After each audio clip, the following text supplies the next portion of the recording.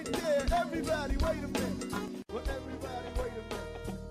I mix what I like, what I like, what I like, what I like, what I like.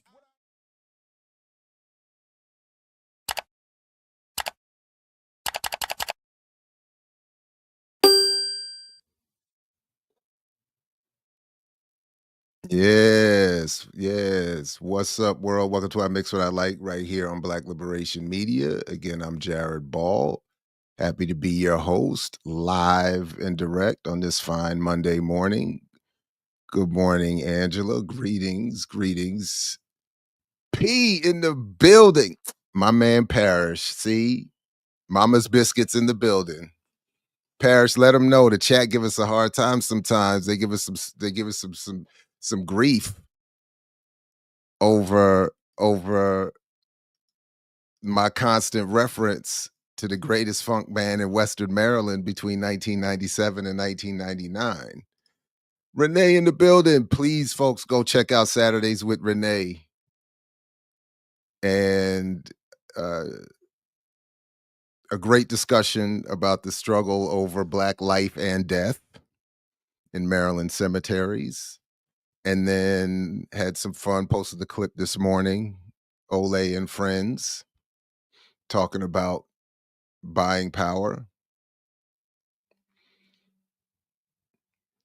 So greetings, everybody. Please do make sure you like, share, subscribe, support the Patreon, all those good things. At 9 o'clock, we have a special extended Malcolm X celebratory discussion with the review crew who's going to join us to talk about the interview I did with Johan Grimond-Prez and my third viewing with the family of Soundtrack to a Coup d'etat, and maybe some corrections might be necessary. So we'll see. But for the first hour, I do have, and then maybe even beyond, do want to continue this look. Shout out for the great idea to do this. You just don't read, beloved. To Hiram Rivera, and to the extent I have not lived up to the vision, that is not his fault. So the idea is to be credited, and the goal it has been and is to spend each week leading up to Monday, May 19th, the actual 100th anniversary of Malcolm X's birth, with these weekly looks at Malcolm and his life, and so we're going to continue to do that. Yes, that'll be at 9 a.m. All right. So, but to start, I saw this little bit of news that just seemed to be very relevant. So as we sort of begin, as this show sort of does unofficially launch the Remix Morning Show, the week of Remix Morning Show, I thought I would start with a little bit of news here that I think reminds us of the ongoing relevance of Malcolm X and his analysis, and unfortunately corrected conditions that produced them. So without further ado, let me get this started right here. Turn now to one community in Ohio, which is now the center of a growing national debate about civil rights, hate speech, and the Second Amendment. NBC News correspondent and NBC News Now daily anchor Morgan Radford visited the town of Lincoln Heights, where residents have formed an armed community defense group in the wake of a neo-Nazi rally. Morgan joins us now. You were there just on Tuesday. What did the residents tell you about what's going on? Yeah, I was there just this week. John, it was fascinating because what's interesting is that this town was founded during the Great Migration back in the 1920s as a refuge for Black citizens, which is why it was especially painful when neo-Nazis suddenly appeared in this 3,000-person majority Black town.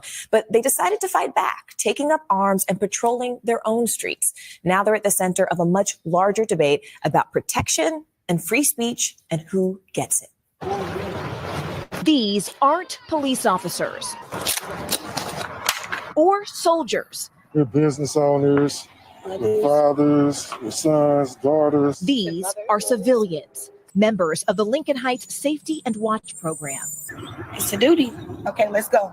The duty, protecting their neighborhood, the majority Black village of Lincoln Heights, Ohio. After neo-Nazis held a rally here last month, carrying rifles, waving swastikas, and hurling racial slurs, just moments before children were let out of school. At the time, law enforcement officials said the neo-Nazis did not break any laws, but an investigation by county prosecutors is ongoing. Weeks later, the KKK came with these flyers. First African-American community above the Mason-Dixon line of staff. Safety and Watch Group spokesperson Durrance Daniels says the police did not do enough, which was more chilling because the town was founded in the 1920s as a safe haven for Black residents. Lincoln Heights is our home. If somebody broke into your home, you call the police, and the police says, you know, if they do it again, we haven't broken any law, so we're just going to allow them to break into your home again. What would you do? Are you worried at all that having a potentially armed response could just create more friction, create more danger? I'll answer that by saying I've never felt safer as a Black man in my community than I have right now. The mayor of Evendale, which oversees the police force that responded that day, said in a statement to NBC News, "Our emphasis on de-escalation and public safety resulted in the incident's resolution without injuries to any of the persons involved." But residents here say they can't afford to wait. Every day, the Safety and Watch Group escorts children to school and patrols the streets. Why do you all wear masks? Those Nazis, we have reports of them finding our backgrounds, or so we're not hiding ourselves from the residents, but we're protecting our family from what we're doing out here. While many locals do support the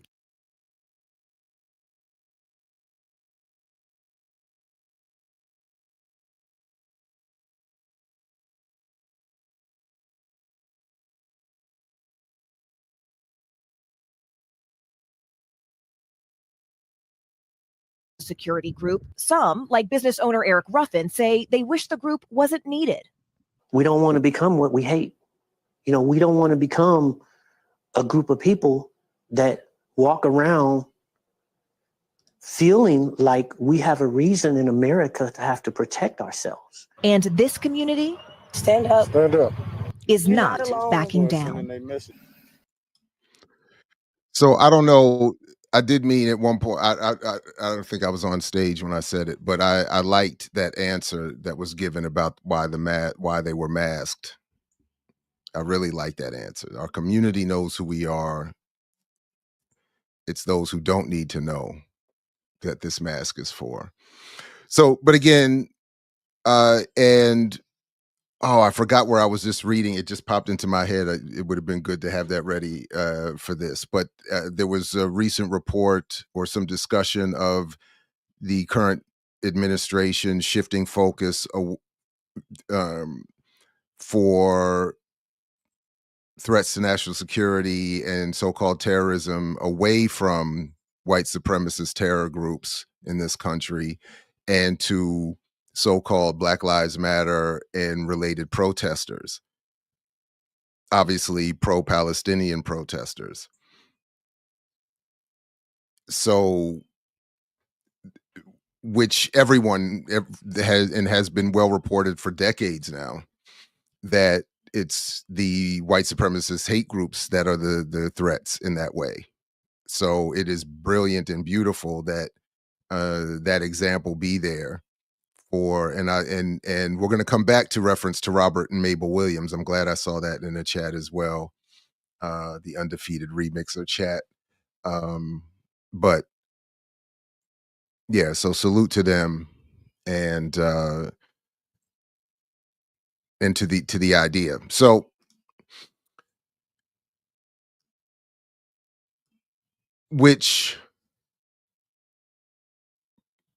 I guess I'll just move to some of what I was going to focus on this morning regarding Malcolm. And admittedly, a lot of it had been going back to this question of the assassination that sort of popped off last week. And again, I should say, and with the airing of Zach Kondo's interview and some discussion in the chat and off the air of criticism of Kondo's analysis, and the name of Dr. Wesley Muhammad was brought up. So I've found some of his work, and we'll bring that up in just a moment and have had some discussion about the work already. So, but the point being, for me, before I get to that, and I want to, when I get back to this, yeah. So the point being that for me, that regardless of the conclusions we reach as it relates to the Nation of Islam's involvement, and specifically Elijah Muhammad's calling for Malcolm's assassination, until I see his updated research, I still think I'm going to let my bias admittedly carry me into some continued disagreement with the framing of Kondo, the extent to which emphasis is taken away from the state. In other words, as I'm going to look at with you a little bit this morning, there was so much surveillance and intent by the state to cause division that even if I were able to track down Peter Goldman's referenced recordings of Elijah calling for Malcolm's assassination, which I haven't found yet, and I reached out to Paul Lee recently to ask if he can help with that, given that he was cited as Goldman's chief research assistant in that instance. But even if that's true, and I have no reason to think it's not, my point would still be I would prefer it be framed as still largely the result of a successful COINTELPRO. So,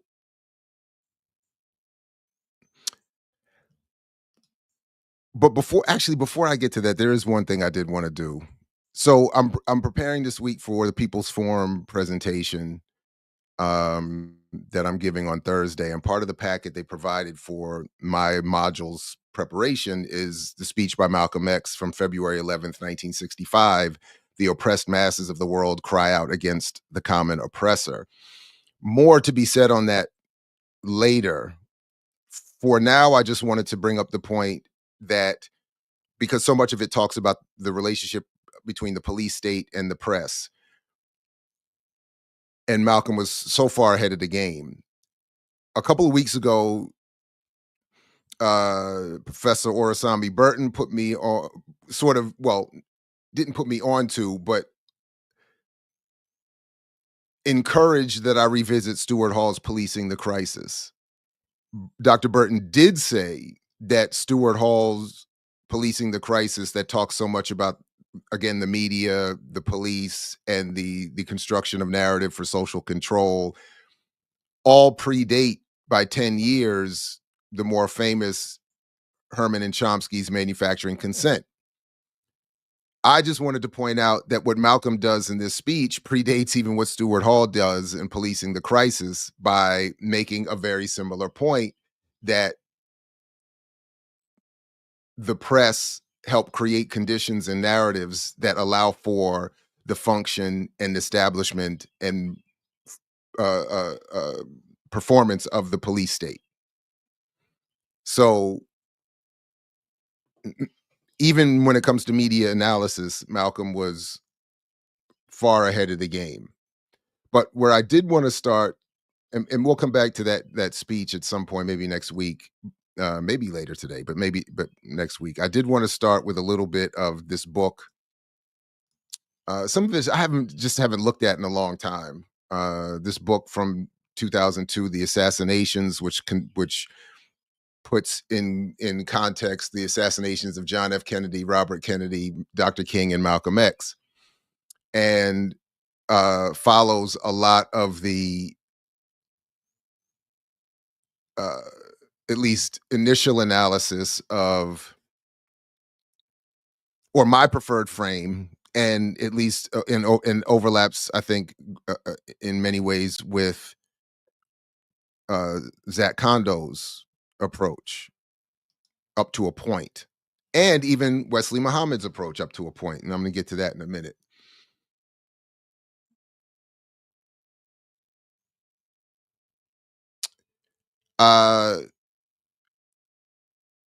The point being that the assassination of Malcolm X on February 21st, 1965 at the Audubon Ballroom in New York City was carried out through the collaboration of three circles of power: the Nation of Islam, the New York Police Department, and U.S. intelligence agencies. So that's the thesis of this chapter, and largely one that Baba Kondo follows, and by extension that I would support. And then it just seems to just depend on where you or anyone wants to put their preferred emphasis. And as I'll show you in a moment, one of the not many, I think, flaws in Wesley Muhammad's work is that he just de-emphasizes entirely the Nation of Islam.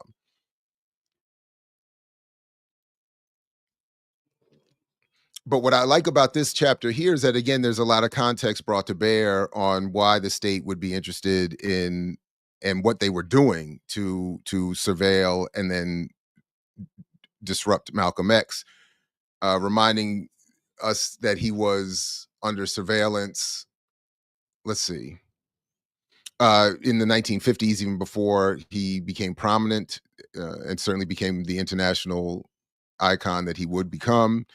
But as it says here in a memorandum written 4 years after Malcolm's death, the special agent in charge of the FBI Chicago office stated that, quote, over the years, considerable thought has been given and action taken with Bureau's approval relating to methods through which the NOI could be discredited in the eyes of the general Black populace, or through which factionalism among the leadership could be created. Factional disputes have been developed, the most notable being Malcolm X Little.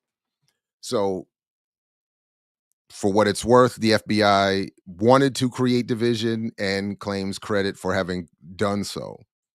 So again, where my criticism would come in terms of the Nation of Islam, and the assessment of that, and even as we'll see with Wesley Muhammad's work, it should be that some room should be included for reflection, for study, for corrective measures going forward, for a realization that there were internal factions, fissures, and other flaws that could be played upon that would result in the Nation of Islam being complicit and participating in the assassination. Louis Lomax's work is brought up here, in reference to John Ali, I believe, who that would come to be known as was said to be a former FBI agent. And Louis Lomax was a Black journalist who himself died in a suspicious car crash. But the sentence in Lomax's book set off alarm bells in FBI counterintelligence, especially in the office of William C. Sullivan, who had already targeted, by the way, who would later, by the way, target Dr. King as a threat, the number one threat to national security after the March on Washington, who was assistant FBI he was the assistant to J. Edgar Hoover. Assistant FBI Director Sullivan was in charge of the illegal counterintelligence program designed to develop a factional dispute between Elijah and Malcolm. Sullivan was a high-level commander of covert action. Among his projects was an all-out FBI campaign aimed at neutralizing Dr. Martin Luther King as an effective Negro leader, as Sullivan put it in the December 1963 memorandum. And part of his concerns was that Dr. King was going to bring the so-called Negro into allegiance with Castro's revolution in Cuba. Wallace Muhammad, Elijah Muhammad's independent-minded son, also believed that FBI informants were manipulating NOI headquarters. And I'm admittedly rushing through this a little bit, so I'm just trying to, so admittedly, I encourage people, there will be flaws in my speed here, created by my speeding here, but also I encourage people to check out this whole this book and others. Carl Evans is mentioned, who contributed some to our Alive Reinvention book, and who has written much on this and the Atlanta child murders, by the way. That's another fascinating wing of Evans' research. Evans, quote, discovered from FBI documents that in addition to John Ali, at least 3 other people were regarded by FBI agents as reliable sources close to Muhammad. It was Louis Lomax's revelation of the FBI's covert process within the NOI that so concerned the Bureau. FBI documents show that the Bureau had been monitoring Malcolm X as far back as 1950 from Malcolm's Harlem base of operations as the minister of NOI's Temple No. 7. He was meeting regularly within the United Nations with third world diplomats, which again was really, I thought, well depicted in Soundtrack to a Coup d'etat. And it was fascinating to revisit that again this weekend, the stream of people that came through: Nasser, Sukarno, Khrushchev, I think I said Castro already, and others, all coming through the Hotel Teresa. It's wild. In 1957, Malcolm met in Harlem with visiting Indonesian President Ahmed Sukarno, and then I'm reading it right here, whom the CIA had targeted for removal from power. Sukarno was extremely impressed by Malcolm. As early as 8 years before Malcolm's death, the FBI and CIA were watching the subversive international connections Malcolm was making. In 1957, when Malcolm X was becoming NOI's diplomat to third world leaders, Abdul Basit Naim was developing into Elijah Muhammad's public relations man in the same direction. Evans discovered that Naim became extremely cooperative with the FBI. Not only was he cooperative with the FBI, but with also New York's intelligence unit, Bossy. And the goal being that the secret to destabilizing the Nation of Islam was therefore in neutralizing Malcolm X. A bit of contradiction, just a foreshadow, is that neutralization here has meant in this book means a number of different things. In Soundtrack to a Coup d'etat, neutralization is mentioned in association with tactics other than assassination. Wesley Muhammad reminds us that neutralizing is also encompassing of assassination. So not necessarily contradiction, but just a little difference in emphasis. On May 24th, 1958, 4 months after Hoover was told Malcolm was Elijah's successor, 2 NYPD detectives and a federal postal inspector invaded the Queens apartment house in which Malcolm and his wife, Betty Shabazz, lived. This is an incident that I've forgotten about until reviewing this book again. That is worthy of note. That often gets left out of the narrative of what was happening to Malcolm and why it may have been beyond the Nation of Islam, or would have encompassed, as this chapter starts, the Nation of Islam and the New York police and the intelligence community. When Louis Lomax had the courage to ask Malcolm about the news report of a minor difference between himself and Elijah Muhammad, Malcolm denied it. So this is where they're talking a little bit about how Malcolm was initially denying what he understood to be true about Elijah Muhammad in an attempt to defend the nation, and that it wasn't until the nation fully put Malcolm out that Malcolm chose to say anything publicly about it and to challenge the leadership of Elijah Muhammad, which is an important piece of the history, I think, to be mindful of, that Malcolm did intend initially to stay in the nation and in the good graces, but was denied that opportunity. Malcolm's rise in prominence as NOI spokesperson while Elijah Muhammad retreated to Arizona for his health caused a backlash in Chicago headquarters. When John Ali was appointed to national secretary, the office was managed by members of Elijah's family. Herbert Muhammad, Elijah's son, had become the publisher of the nation's newspaper, Muhammad Speaks. And as we talked a little bit last week, that paper played a role in as Farrakhan would say, I think in 93, of his own involvement, helped set the tone. On May 22nd, 1960, Assistant FBI Director Cartha DeLoach approved the sending of a fake letter on Elijah's infidelities to his wife, Clara Muhammad, and to NOI ministers. The rumors Malcolm heard were being spread by the FBI. It's interesting to note, I quickly looked this up. DeLoach comes up briefly in the FBI's book, EYE book, talking about how the FBI would mimic Black writers to do this kind of work. They don't mention this specifically, But it was interesting to just quickly note that. On July 31st, 1962, COINTELPRO director William C. Sullivan approved another scheme whereby phony letters on Elijah's philandering would be mailed to Clara Muhammad and selected individuals. He cautioned the Chicago special agent in charge these letters should be mailed at staggered intervals using care to prevent any possibility of tracing the mailing back to the FBI.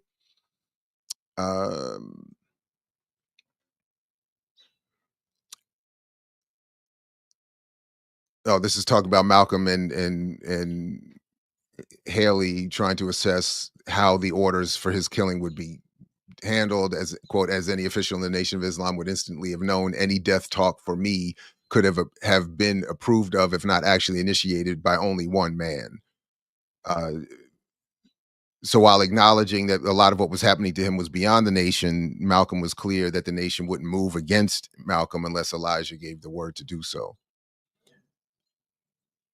The FBI began to realize it had made a major miscalculation. It's COINTELPRO that had helped precipitate the divorce between Malcolm and Elijah Muhammad had, it turned out, liberated Malcolm for a much larger mission than anything he could have conceivably accomplished under Elijah Muhammad. The FBI had a second growing concern. Despite Malcolm's off-putting talk of rifle clubs, his evolving strategy for an international ballot, not the bullet, was catching the attention of potential ally whose power went far beyond that of Elijah Muhammad, Martin Luther King Jr.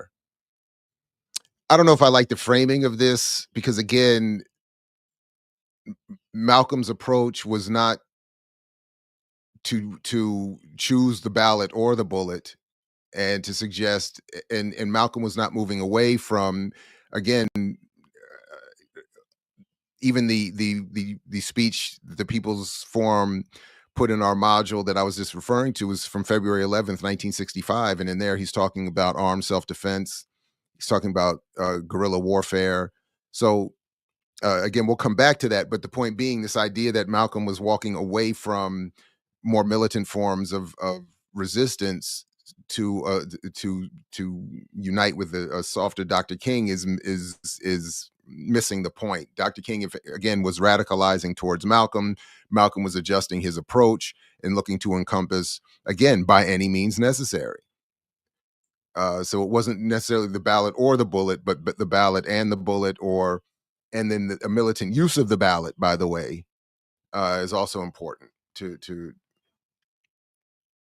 I think, remember. If the Civil Rights Act were not passed, he warned, our nation is in for a dark night of social disruption. Given Malcolm's escalation of civil rights to human rights and King's emphasis upon more disruptive, massive civil disobedience, their prophetic visions were becoming more compatible, even complementary. So that part I agree with. That's right on. On April 4th, 1964, an FBI electronic bug recorded Elijah telling one of his ministers who had received a copy of the letter that presumed writer Malcolm is like Judas at the Last Supper. And this is cited in Carl Evans' The Messenger. I didn't get a chance to go back and review that for this show, but I do trust Evans and his research. And I'm sure that was, and it is true that there was a lot of that kind of talk, that messianic biblical reference discussion to carefully pose Malcolm as, again, Lewis X wrote, were being worthy of death. Or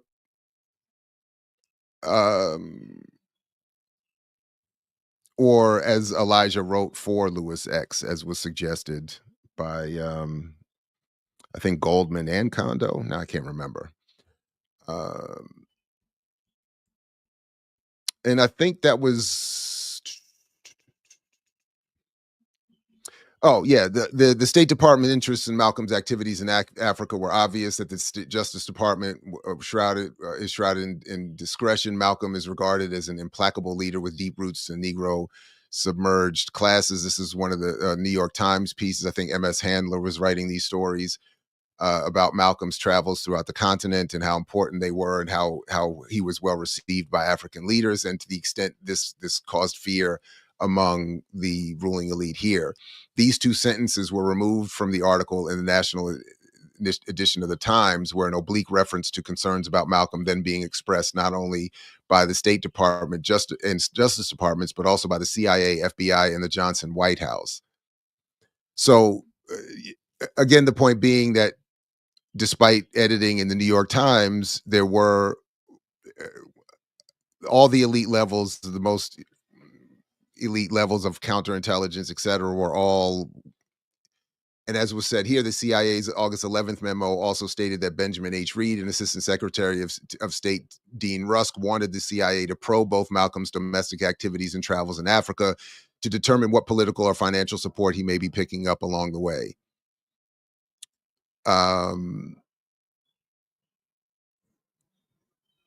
Right, here's references to the worthy of death in the 1993 speech where Farrakhan says, if we dealt with him as a traitor, what business is it of yours? And again, if you watch Brother Minister, the documentary, there's a powerful scene where Betty Shabazz, is shown that clip for the first time, and her reaction is brutal to watch. It's very painful to watch.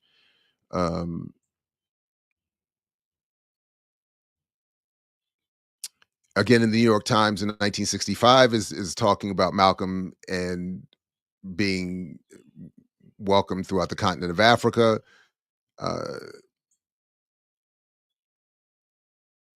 This article noted that the policy proposed by Malcolm that linked the fate of the new African states with that of American Negroes was being adopted by African governments. The article said that the African move profoundly disturbed the American authorities, who gave the impression that they had been caught off guard.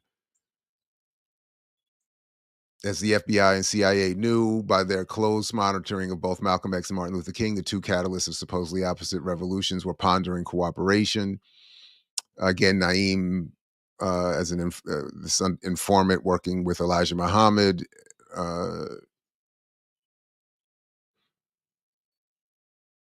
wrote,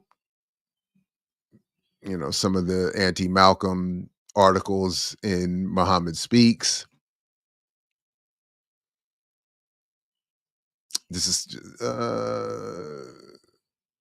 and then there was this discussion here when Malcolm was said to have all but renounced his U.S. citizenship. This is what this article argues was another reason that the CIA would elevate their concern, saying, now he's becoming sort of fitting more perfectly under their purview as a foreign threat.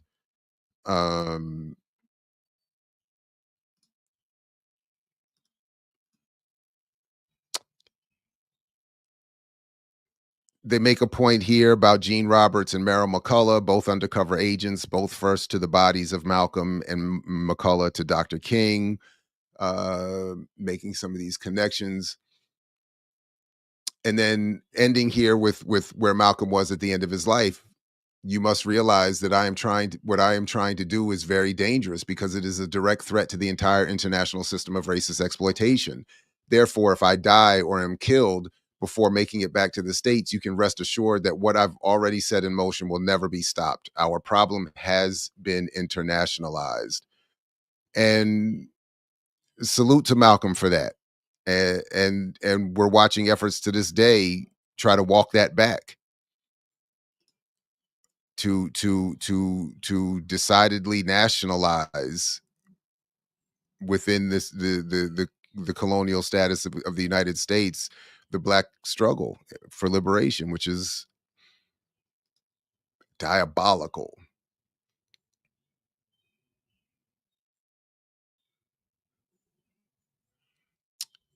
Salute to the recently passed Jan Carew discussions here of one of the last discussions there. That just reminds me, I think I owe Skip Coon a text. Oh, no, I did respond. My bad. Okay, just checking. I almost forgot for a second. Salute to Skip Coon. All right, so let's see. I did want to show that. Right, so I wrote here. So even if Elijah was recorded as saying what he said, it was the result of efforts led by the state with their goals and interests seen as primary. The disruption of the Nation of Islam or even the assassination of Malcolm X were ultimately only to serve state interests. So that's, again, my preferred bias, admittedly, and I would like to see where Kondo's research, as he said, updates with that emphasis, my word, on the nation's involvement. But just quickly, I did look at this publication from 2023. I just found it was posted. Dr. Muhammad posted it to academia.edu. Just recently, so I didn't know it had been out, but Executive Action, the White House, the CIA, and the Murder of Malcolm X by Dr. Wesley Muhammad. So listen, I'll share with everybody again what was my summary thought on the matter that I sent to a couple of folks, but I encourage people to read it. I think where I disagree. Well, I said here that the only overt flaws, other than a few perhaps biased frames put on cited evidence, is that the article here, though well researched, does not consider a thesis it sets up in its beginning, that the Nation of Islam killed Malcolm X as the result of state manipulation of existing issues. To simply claim that Elijah Muhammad and the Nation of Islam leadership, to simply claim, as did Elijah Muhammad and as do Nation of Islam leadership today, claim that no one carries weapons or commits acts of violence is, come on, man. But other than that, this is this is strong and compelling.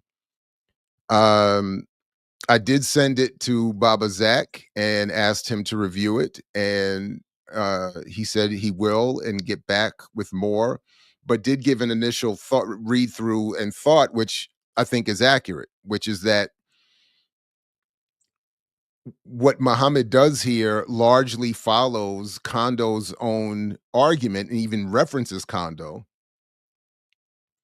except it extracts any of the discussion of the involvement of the Nation of Islam. So you get a lot of good context. I think important historical framing from Muhammad's article here, but its own biases, I think, understandably limit the questions that it would ask or the conclusions that it would reach.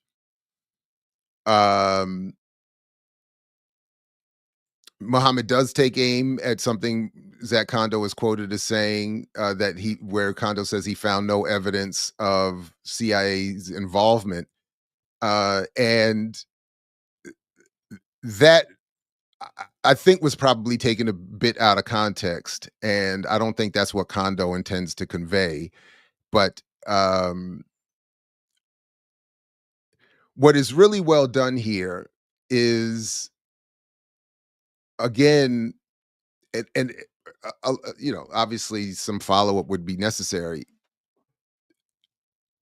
You get a lot of references and sources and discussion of the intelligence community and the state apparatus of the United States that is, in much like we'll be talking about in a few minutes regarding Soundtrack to a Coup d'etat, is concerned about a global revolutionary situation centering the African continent.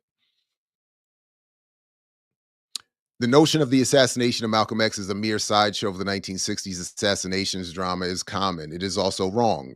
Closer scrutiny of the events leading up to Malcolm X, the Malcolm X murder, strongly supports that it was orchestrated by U.S. intelligence apparatus, the same apparatus behind the murders of Prime Minister Patrice Lumumba in the Congo, U.S. President John F. Kennedy, Dr. Martin Luther King Jr., and Senator Robert F. Kennedy, all committed between 1960 and 68.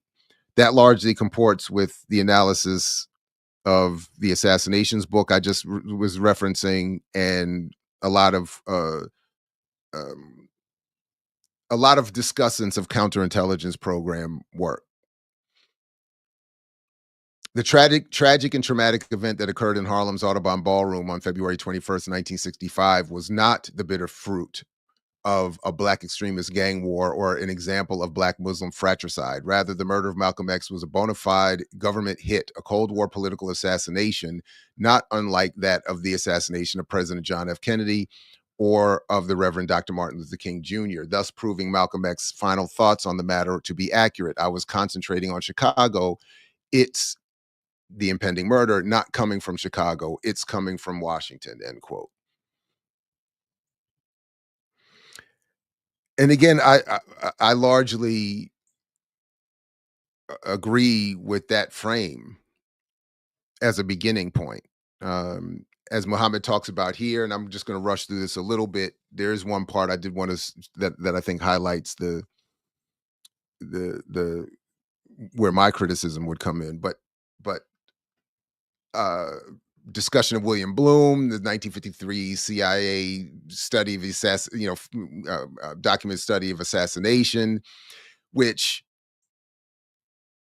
was very reminiscent of that Wormwood documentary, because 53 is the year that I think is the year Olson is thrown, jumped, or falls, as they ask at the beginning, out of that New York City hotel room window.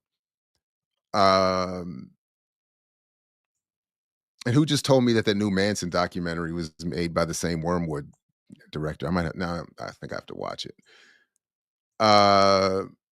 So that part is interesting. You get a lot of the context. So I think, I don't know what percentage, but overwhelmingly this document, this work here is about setting the context. It doesn't have a quote unquote smoking gun. There's no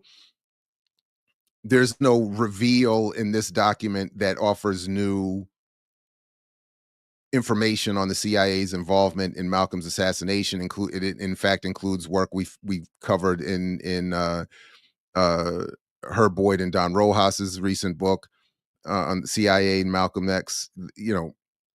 But what you get here is I think a fairly well organized summary of, again, a lot of that broader context.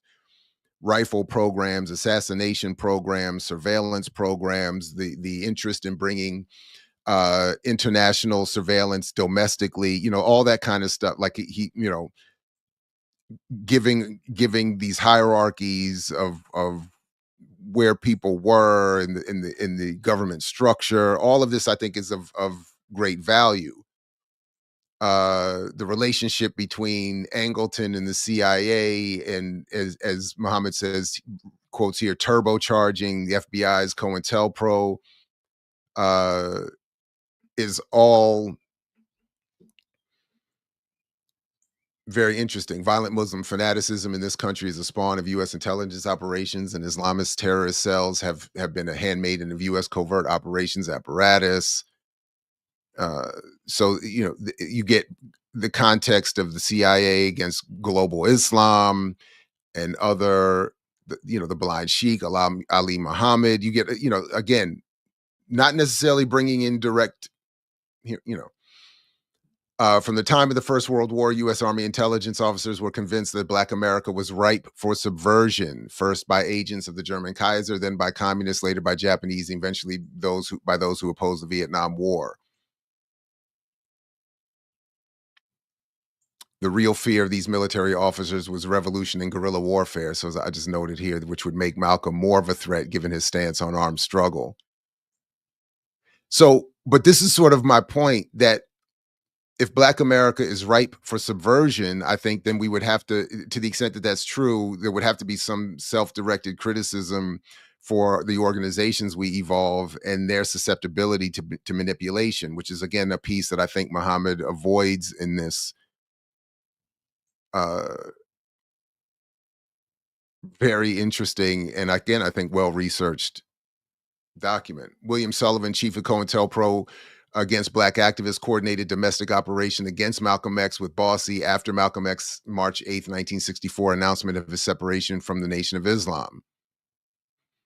So even then, again, here, in terms of this point, if even Wesley Muhammad is acknowledging an uptick in surveillance of Malcolm post his time with the Nation of Islam, I think and given what Muhammad sets up here for the context and the frame, it should lead to some important conversations, and maybe they're happening, I'm just not privy to them, about, well, what is it, what shortcomings might there be in the nation that would lead Malcolm, separate from the nation, being more of a threat to a state apparatus that the nation itself says it wants to combat.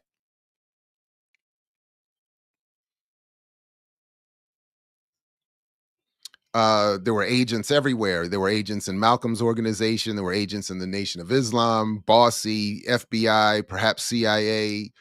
And then you see at the end of this structure here, the Leo Milas character that is also discussed as being maybe a CIA asset surveilling Malcolm X by Rojas and Boyd.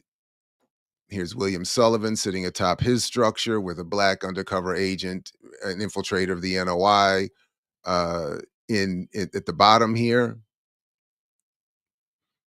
So a lot of, and I'll put the link in the show description because it's on academia.edu if you want to download it.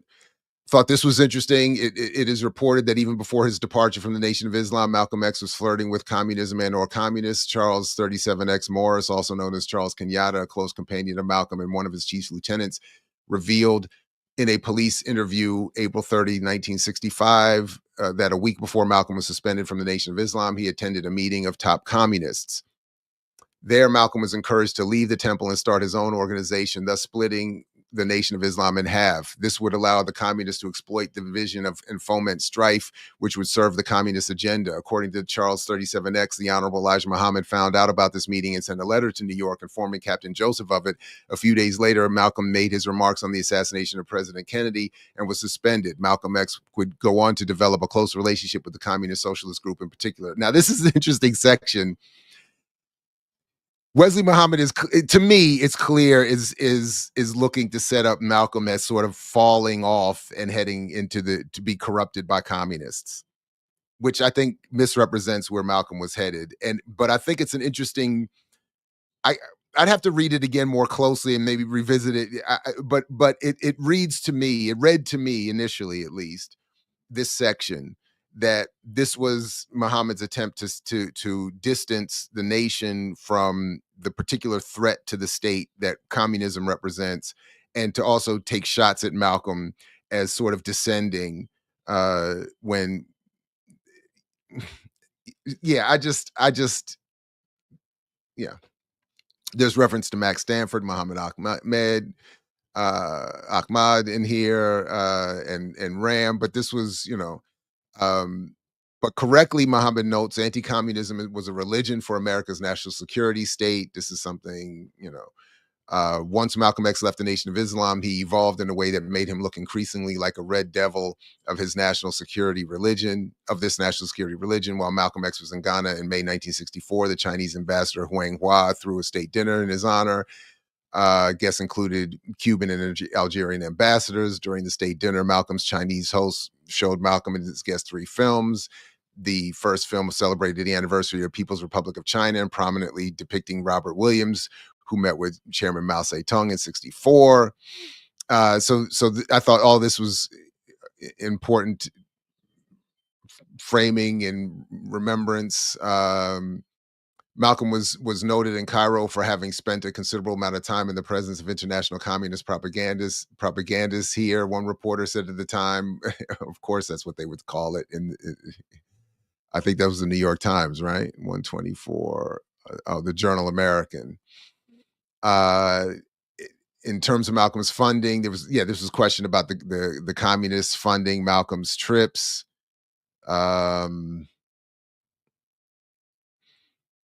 The claim here that the Nation of Islam don't carry weapons, as was said here by Elijah Muhammad the day after Malcolm's assassination.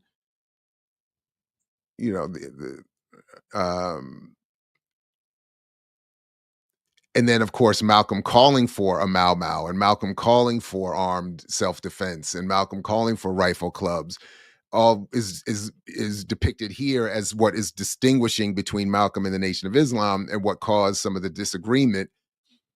Frankly, I don't believe that, but I don't believe in the claim about the gun carrying. I don't believe in the claim that this is what was behind the break between the nation and Malcolm. I don't believe that claim.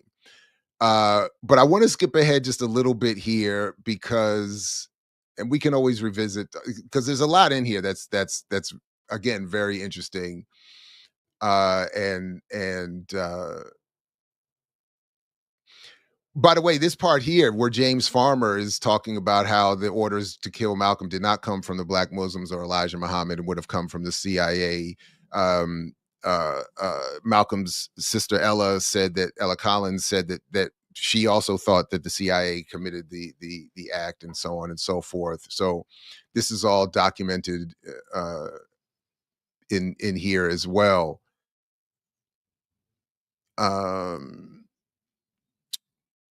But where I wanted to, I mean, again, yeah, there's just a lot in here.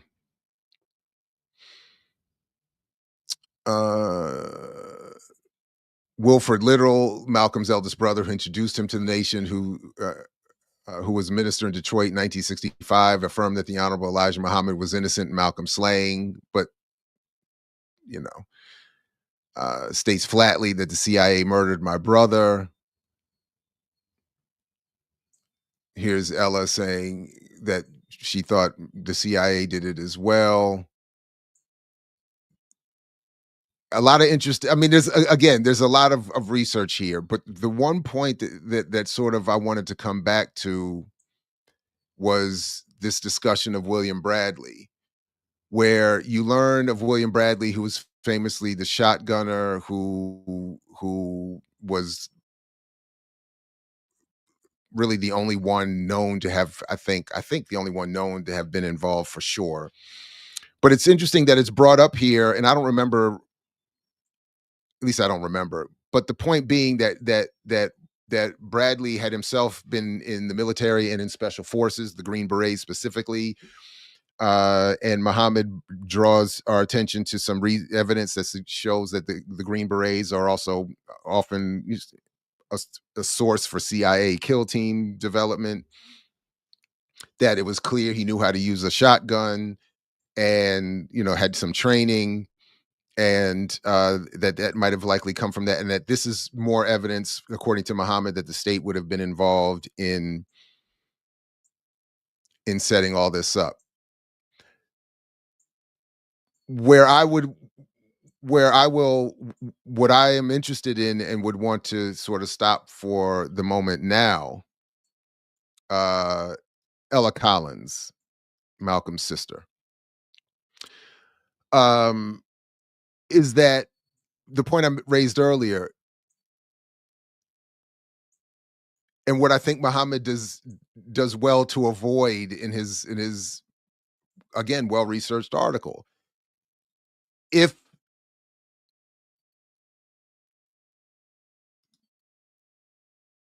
William X, as he was known in the New Jersey mosque, Bradley, William 25X Bradley, I think, did I say Butler? I meant Bradley. William 25X Bradley, if in fact he was an undercover agent working as a CIA, former Special Forces CIA kill team member, he was also thought to be a functioning, good standing member of the Newark Mosque.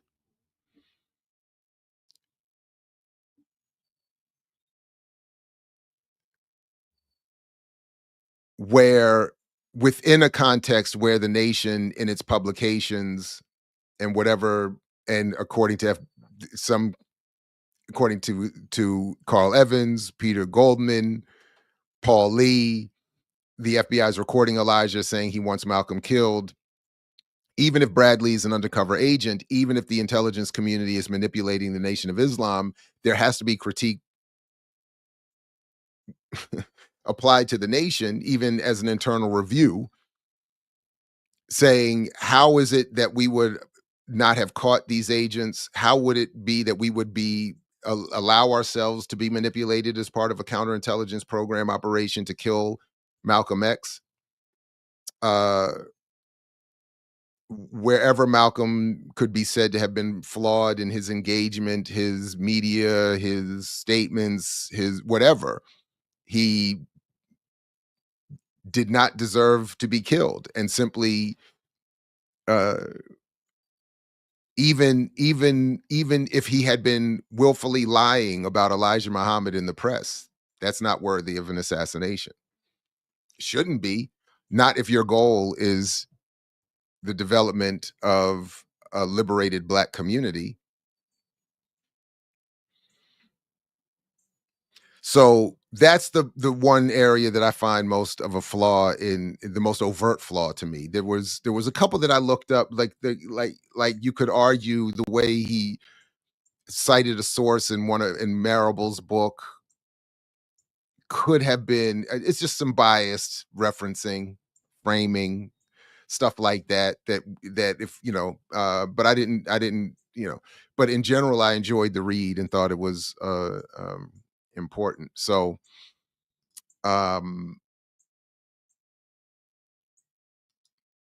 yeah, so what I thought I would do while because we're going to be joined here in a moment by the review crew. What I thought I would do, if there are any immediate comments or questions, or I thought we could take a quick break even, and as is always good to do, hear a little bit from Malcolm himself.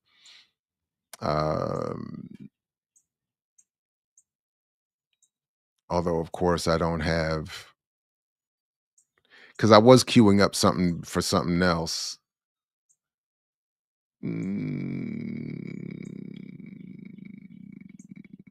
now I can't find the other one I was gonna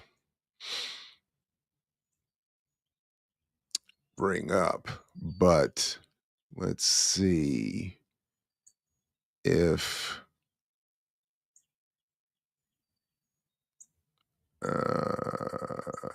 well, we can just, what I can do, let me just see if there are any comments, questions real quick before we move on. Please do like, share, subscribe, support the platform.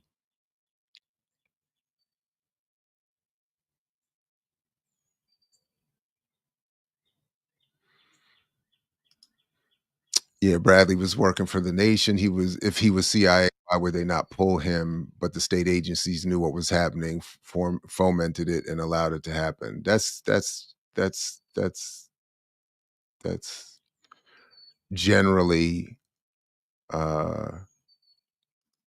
Thank you, Clow. All right, let's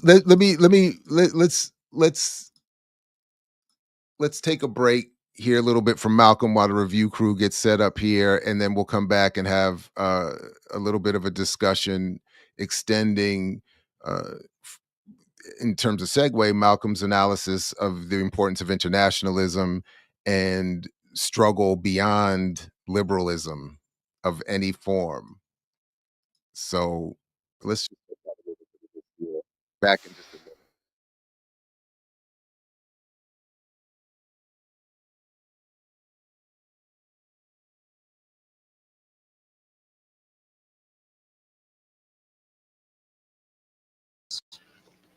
One is Minister Malcolm X. Shabazz, one of the top leaders of the Nation of Islam, or the so-called Black Muslims. And we also have Mr. Herman Blake, one of the teaching assistants in the course. We will discuss today some of the goals and some of the strategies of the Nation of Islam. And I wonder if Mr. Blake might start it off by asking Mr. Shabazz a question. Minister Malcolm, the thing that I thought might be good for starting it off is to talk about one of the most pervasive beliefs in the general society about the Nation of Islam, and that is that it is an organization dedicated to the use of violent means to attain its goals. The question I have is, how true is this, and why do you think it persists in society? Well, the Muslims who have accepted the religion of Islam and follow the religious guidance of the Honorable Elijah Muhammad have never bombed any churches, have never murdered any little girls, as was done in Birmingham, have never lynched anybody, have never at any time been guilty of initiating any aggressive acts of violence during the entire 33 years or more that the Honorable Elijah Muhammad has been teaching us. The charge of violence against us actually stems from the guilt complex that exists in the conscious and subconscious minds of most white people in this country. They know that they've been violent in their brutality against Negroes. And they feel that someday the Negro is going to wake up and try and do unto them as they have done unto I mix what I like, what I like, what I like, what I like, what I like.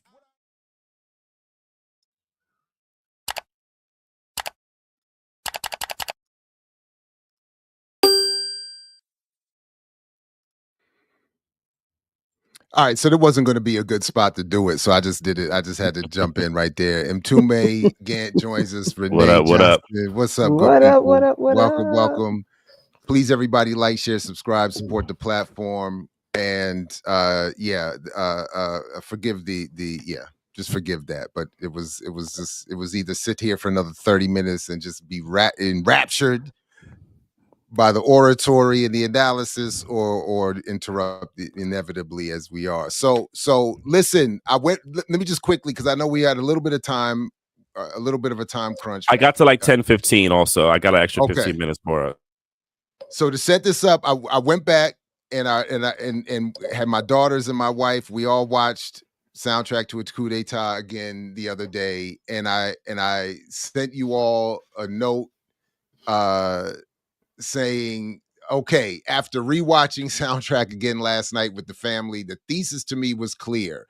The West feared African nationalism, Pan-Africanism, and definitely a United States of Africa more than communism, assassinated Lumumba, and set up a neo-colonial reality that continues to today. But the film suppresses Fanon, China, and Mao, Mabel and Robert Williams, even Malcolm, who was calling for a Mau Mau in the U.S. and thereby armed struggle, and all more militant forms of political organization in favor of liberal performance. All to say, you all might be more right than I had initially. Again, It's so painful for him to admit. It's so painful. There were some jokes in the chat that I won't There was repeat. a lot of jokes in the chat. But they were classic. They were classic Jared moments, man. It was so good. It was so good. But I will tell you, I tried to suppress my thoughts. I asked my daughters what were they thinking, and admittedly it was late, so my youngest was a little bit not fully with the discussion, but my oldest was like, first of all, what's up with the commercials? The iPhone stuff, went to your point. Yeah. What's up with the commercials? My wife was, I need some linear clarity. They're going all over the place. Mm-hmm. And I was getting defensive. I was sitting there listening. I was like, Jared was hurt. Clear. But Jared, can I ask you a question? Please. Could you expound on that part about the liberal performance though at the end? Because you said something in our chat about the whole Abby Lincoln. Is that I guess that's what I was talking about. So could you expound on that a little bit? Because I would love to hear your experience and what you saw with that. It was never more clear to me than the other night that we get the frame. You brought this up, but we get the framing at the beginning and the end of Abby Lincoln and crew storming the UN and interrupting and yelling after Lumumba's assassinated and cussing out, and there's even some fists were thrown. I'll give him that. There was a couple people throwing hands in there. I will say, I know certain situations have happened. I do think we do need some hands training, phrasing or whatever. But people need to learn how to fight. Like it was like a couple people in there look like y'all have not thrown. You've not thrown a punch. You've not thrown a punch. But then we get that at the end as well, and it's worse, of course, at the end because by then you've got 2+ hours of assassination, colonialism, white supremacy, and then at the end we get this, and then they stormed the UN and yelled a little bit, and somebody screamed into a microphone, somebody played some angry drums. I think a car got burnt up outside, and I thought, no wonder the activists of today that I might be critical of are thinking that they're doing the epitome of revolution. So it becomes even more clear that, wait, we didn't have a discussion of Fanon. We didn't have a discussion of all of even what the United States of Africa and Nkrumah were really trying to do. We didn't get we didn't get any of the guerrilla warfare camps. We didn't get a real discussions of what were their meetings like? What did they talk about when they we just see the signing. So it just became more clear that, damn it. Mtume's right again. Renee was right. Mtume and Renee was right.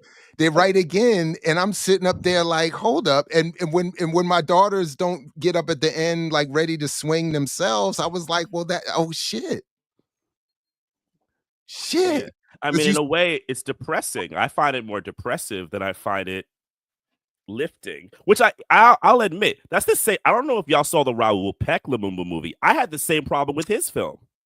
It's been too long. I had the same problem with his whatchamacallit, his narrative film. I have not rewatched the documentary, which I think we should do.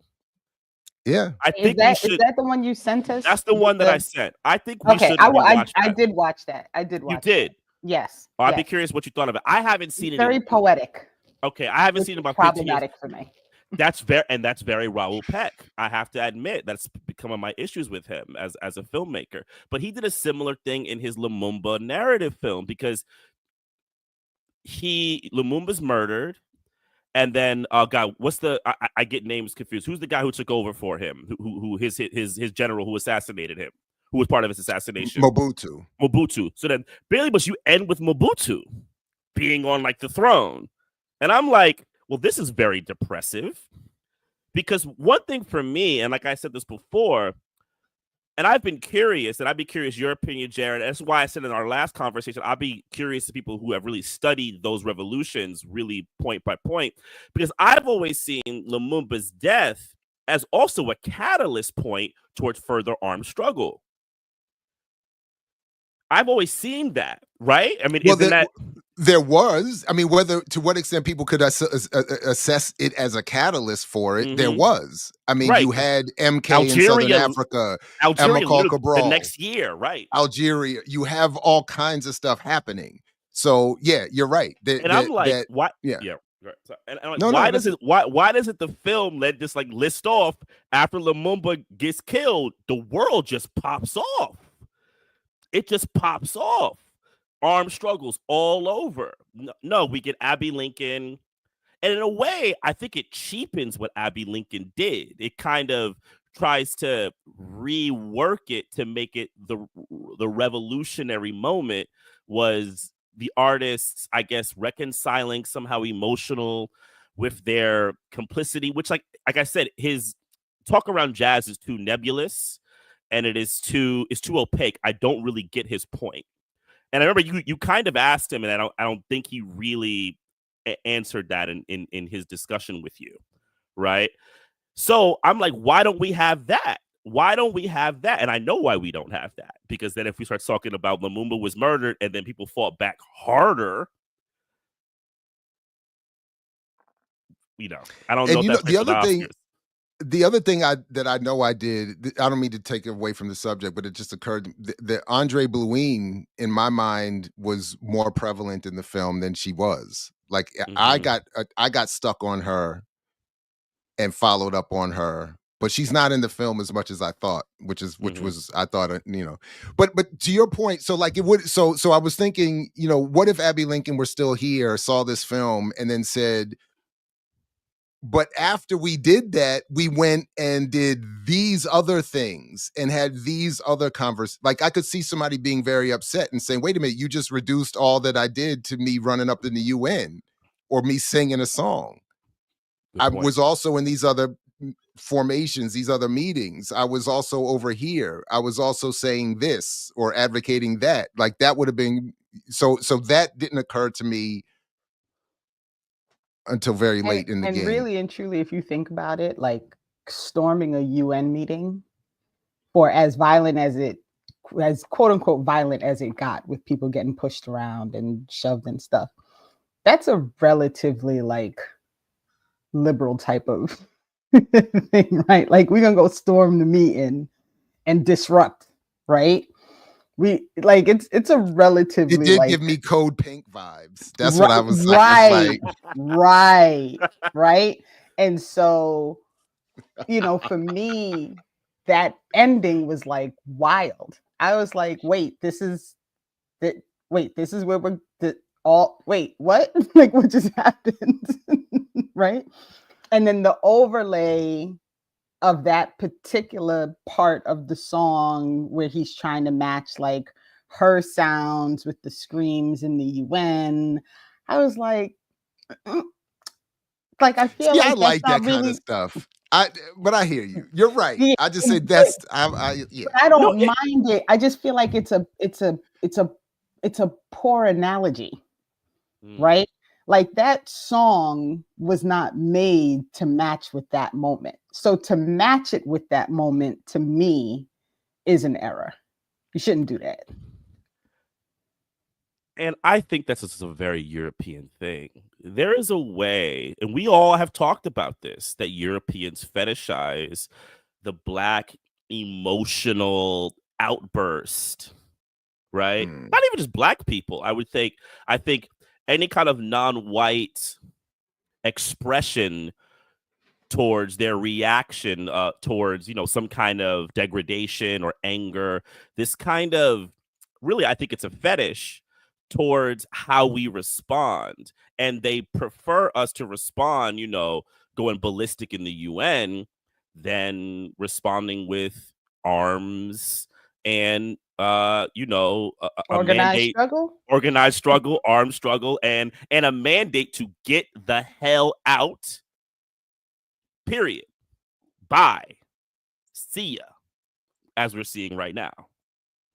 So that part at least was clear to me in the film, and that's where I know I was getting tripped up and caught up. So like Rad here, for instance, and I think Rad is up to something here, but I'm gonna make use of this comment or question that this is sort of the problem I have, that while no, Lumumba didn't come to power through armed struggle, there was discussion of the extent to which segments of the special forces and the military were on his side, which did aid him initially.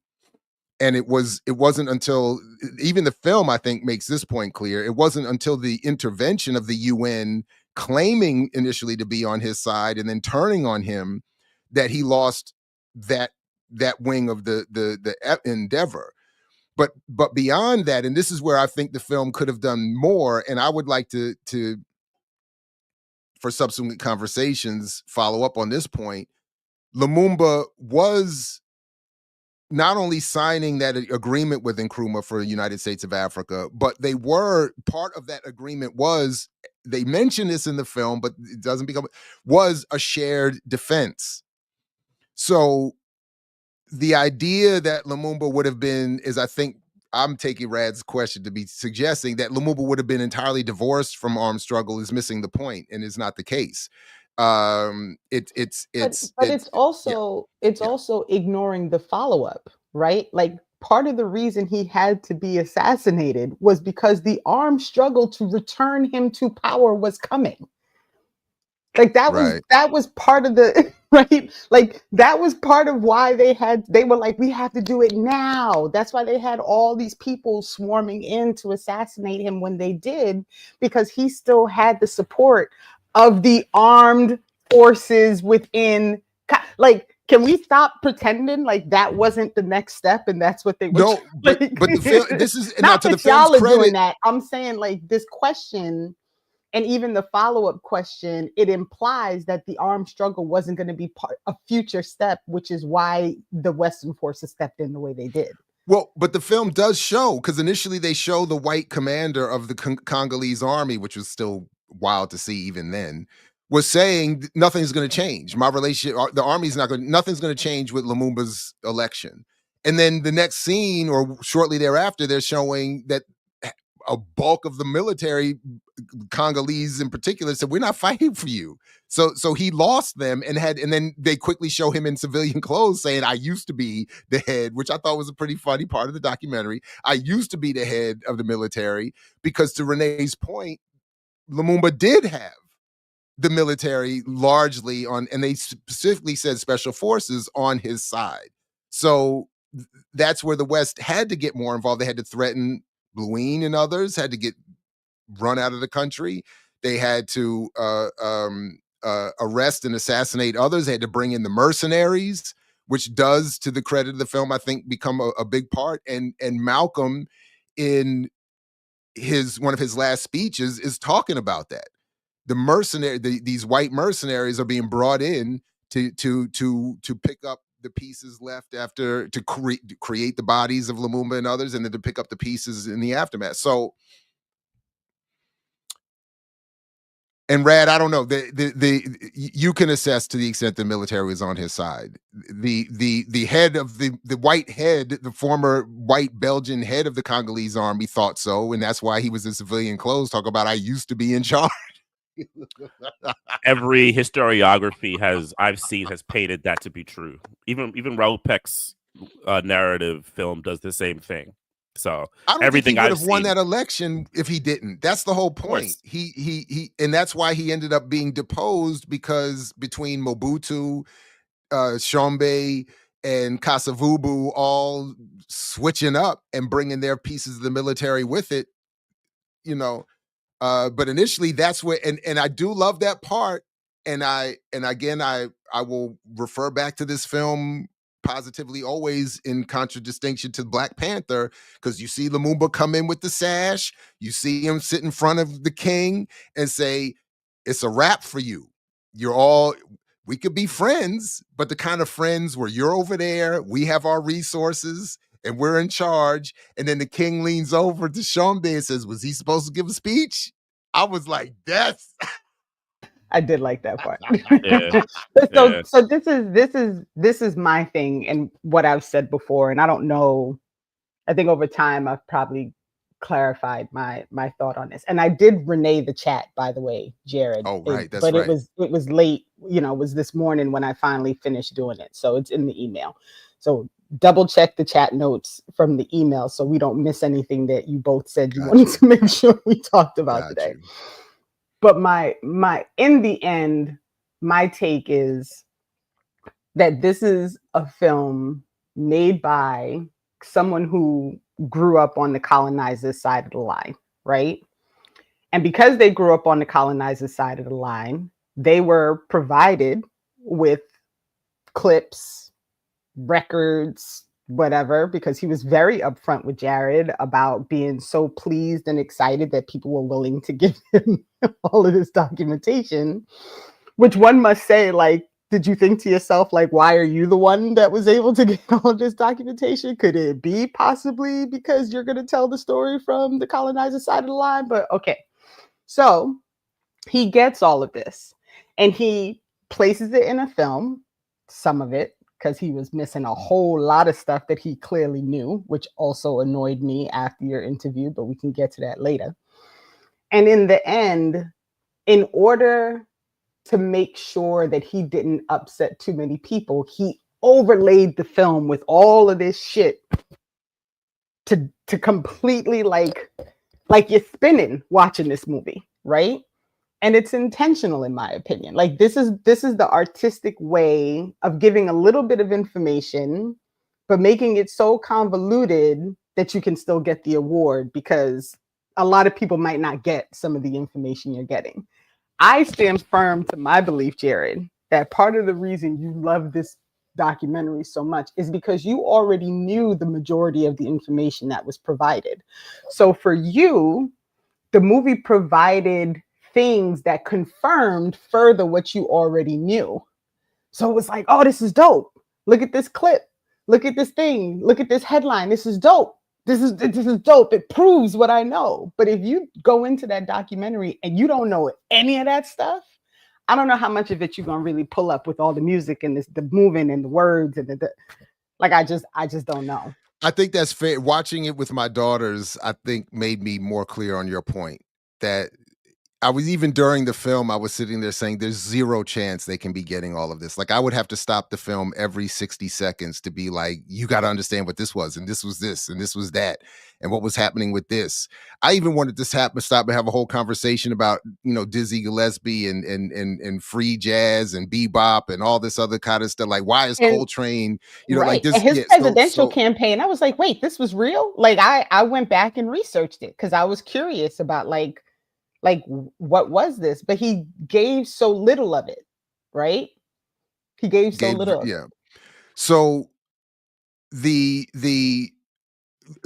the headline, and this is what my favorite part and what I think is going to provide the most fruit going forward. I don't think I'm not prepared to get to it as I want to get to it with you all on this point. But what I liked also, where my bias was most, and this was very clear to me the other night, what got me with the bias was that I loved the way I felt the film centered appropriately in what I didn't take as a critique of communism, but as a preference for African liberation, or putting that first and saying the issue here isn't communism, it's African nationalism, African and Pan-Africanism under scientific socialism, the United States of Africa under scientific socialism. And that's why in our chat, given the membership of our various memberships, I thought this is going to be funny because this is going to be PSL versus AAPRP. And that's what and even watching it again, I was like, I see where I'm reaching this, because the film in wanting to say, Lumumba saying, I'm not a communist, I'm an African, and all of that.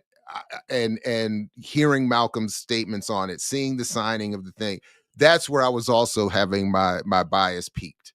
That I loved that part of it, because we don't often hear that version of events. But so that's what, and then Mtume, you had some interesting things to say in the chat about that, and I'm happy to have us start. Yeah, but I know I'm not prepared to fully. No, me neither. And I think this. I actually think this is. I've been thinking about this. I do want to start this, but I do think this is. I actually think this is a vital conversation, because I think there's many things I even would like clarity on in terms of position and history from people. But before I get to that, the one thing I want to say is to Renee's point. There is a danger, a manipulative danger with archive. I've been having a conversation with a friend of mine. She works in architecture. And we were talking about this film, and we got into a conversation about the archive, because the archive are these pieces, these like chests of things that were forbidden. So I could see the attraction. Even in my Letterboxd review, I did write, it's probably worth watching it so you can see the archival footage. I did say that. Right? Because this is stuff that we're kept from. But that also goes to Renee's point, right? It's been kept from us and then given to this Belgian who has a lot of purchase within the very high class documentary community, which I need to get to too, because that was my biggest issue with his commentary, because some of that is just false. He's misrepresenting documentary and the film world completely. And I'll get to that in a second, but I want to go to this first, right? So the archive, he brings it in, that has an attraction, because it's our histories. It is the things that have been kept from us. I mean, especially Lumumba, because Lumumba was murdered in such secret, right? There is this kind of draw that we're like, am I going to be able to see the thing and place it all together? Because there's still things we don't exactly know. Even in Raoul Peck's film that he did, he had to like create some kind of inference, but we don't exactly know some of the moment-to-moment details. So archive has this power, and he utilizes that, and then, like Renee points out, he obfuscates and does this big jumble, so forth and so on.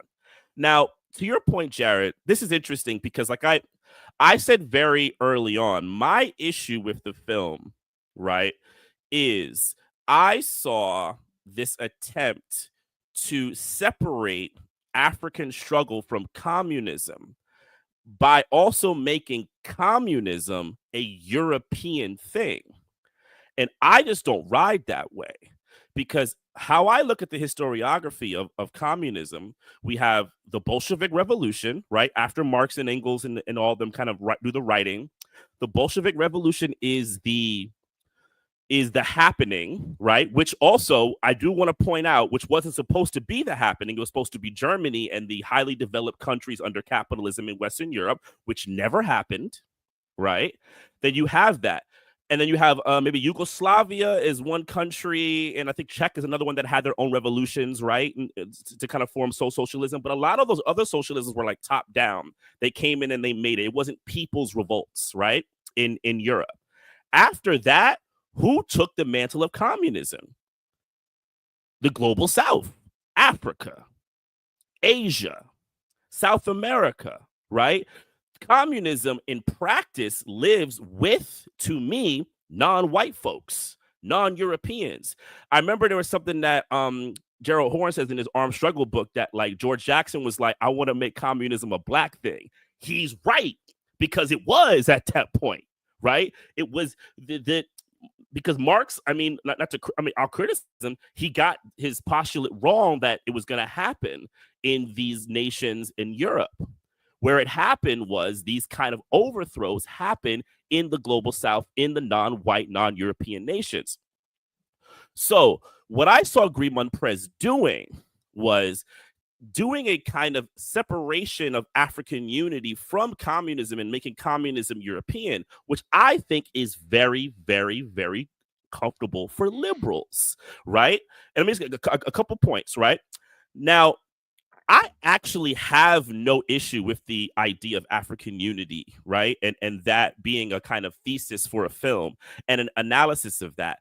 But I think if you were to do that, I have a question. How do you then situate someone like Cabral, who was a communist, right? I mean, in Nkrumah, even on the AAPRP, when the quote, he talks about international communism being the end goal, right?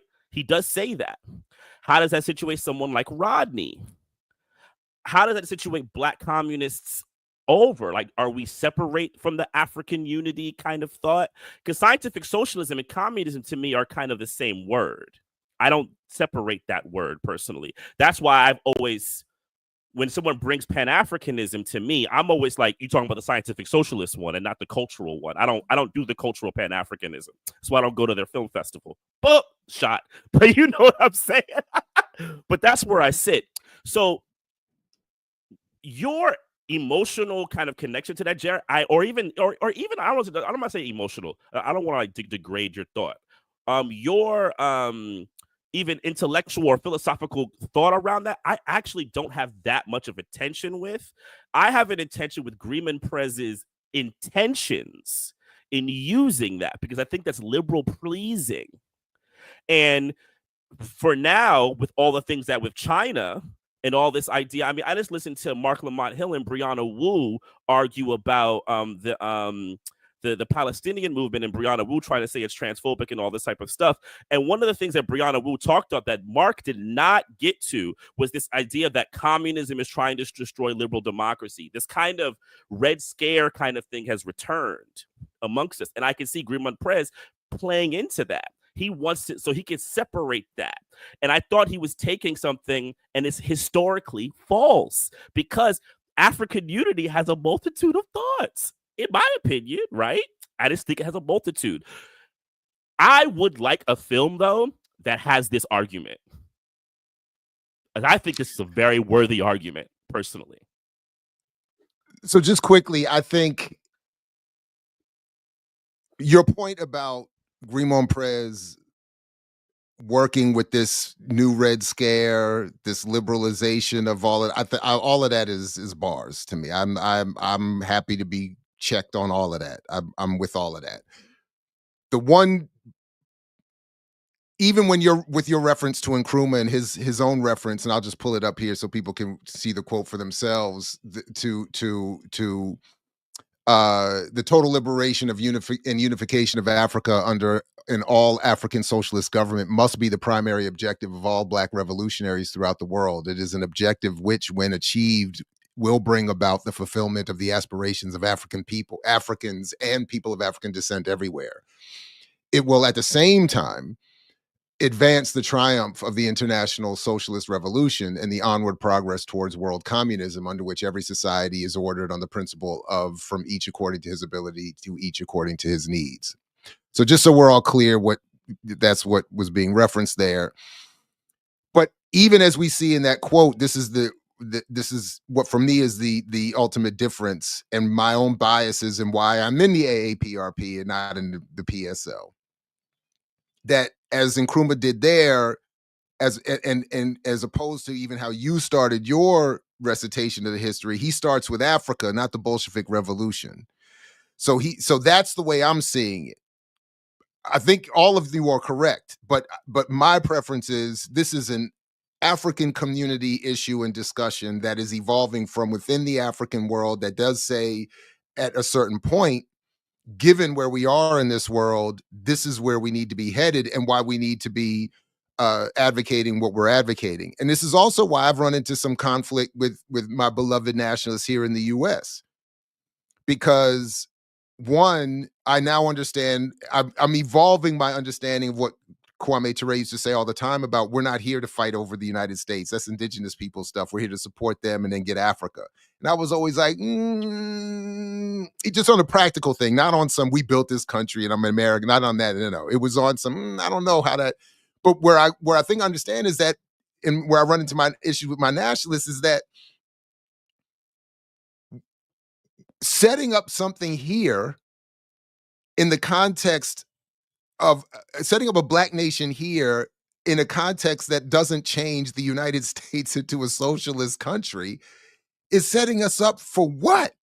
Again, to be Palestine, to be, you know what I mean? Like that can't be, the point has to be, we need to turn everyone else or encourage everyone else to head towards socialism and communism, even as we do our thing. But my point being that it starts with, and that's why I liked what the film was doing, even as you're right, that the ultimate conclusion of it was a liberal one, and probably one that I think you're right on was anti-communist. So instead of making the point that he starts with in the film, that African people were saying we have our own struggle that we want to manipulate in our own way, and then move towards world communism. It's saying no, they weren't communists. Ramon Perez is saying no, they weren't communists. They just wanted their own thing. And therefore he could tell the story now, liberalize it, and then close it out with the performance at the UN, and then people like me get suckered a little bit. Liberals feel even better. And I don't know there we are. I don't know if you were suckered per se, right? No. Listen. It was well pulled together. Listen, this is yet again, right? A little bit Vernon philosophy. It's very well done, right? So it's very well done. Real quick, I thought about, and I'm sorry, Renee, but I thought about that point, and I wanted to ask you both what you think of this, because my initial thought was, when you mentioned this in the text group, that it's not applicable. The Vernon philosophy, the shortcoming may be of my Vernon philosophy is that it initially is meant to target commercial state-sponsored media. So I need to evolve it. We need to adjust it a little bit to be 360 all encompassing. Yeah, I mean, and even these alternative spaces look, are, yeah. I might have mentioned it, but I mean, to submit to an Oscar campaign takes $250,000. So it's a different part of the state. You know what I'm saying? Like it's like, the wait a minute, wait, say that again. What do you mean to submit? To do a whole Oscar campaign, in order to get the Oscar, you got to spend money. That is not so a I can't just make a movie and expect to win. No, you have to do a whole process of submission. There's a thing with festivals where even when you become Oscar eligible at certain festivals if you win it. These are the things that he did not talk about. Now make your point, because make that point. Say that because I do want you to include that in today's. So episode. I watched the interview with him, and I was immediately taken by a few things. First, I'll just say I was confirmed by he made this out of his guilt, because the very first thing he said when you asked him about why he made it, he talked about, I never learned about this in school, and so forth and so on. And I get that. I get that being an emotional connection, but the fact that's why he leaned and he kind of made the kind of bulk of why, kind of, like I said, liberal struggle session. He's having a struggle session for himself, and kind of the religious kind of self-flagellation type thing is happening on screen, and I don't really want to watch that. But he had a moment where you asked him, I thought you asked him a beautifully stated question about this should be an antagonist to the liberal establishment, right? And his answer to you was to first say he doesn't want to preach to the choir, which I then took that the choir to be people left, which honestly, I'm sorry, if anyone needs films more, it's the left right now, because we don't have any that really advocate for our positions. So this idea that you need to go into liberal spaces and soften it for them as your reasoning, that's some Ta-Nehisi Coates shit. I don't want to deal with that right now. I'm not going to go there with that kind of person, because I just don't really like that. The second thing, he then goes in to present this idea that documentary filmmakers, actually, you ask him straight out, is documentary more left? And he says yes. And I'm sorry. I want you to go talk to some left people of color documentary filmmakers, and they will emphatically tell him no. He brings up Laura Poitras. Y'all know who this is. She did Citizen 4. She's Glenn Greenwald's. She's the Glenn Greenwald, world of filmmaking. It's The Intercept. This is my issue also with the term left, because people like Brianna Wu can be in the left. You know what I'm saying? Can I just quickly say real quick what held me up? There are a number of things. We can come back another time and talk about what held me up in that particular interview. But one of them was that I thought Poitras broke with Glenn Greenwald and broke with The Intercept. And I remember her being positively referenced by Barrett Brown. So that's the only reason why in that moment I would not have thought to push back in that way on that question. But there's nothing in her film. There's nothing in her film work that is pushing envelopes. And this idea that she's part of this, I don't really follow her like that.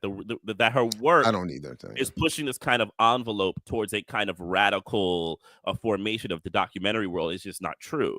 There's been plenty of articles. My friend Eddie Martinez wrote a piece about that. My colleague that I work with, about the pernicious activities within the doc world. And I know Renee probably wants to bring up evenally bringing up. Let me finish this, and then I'm gonna do the Barry Sanders handoff to you, and I got you right.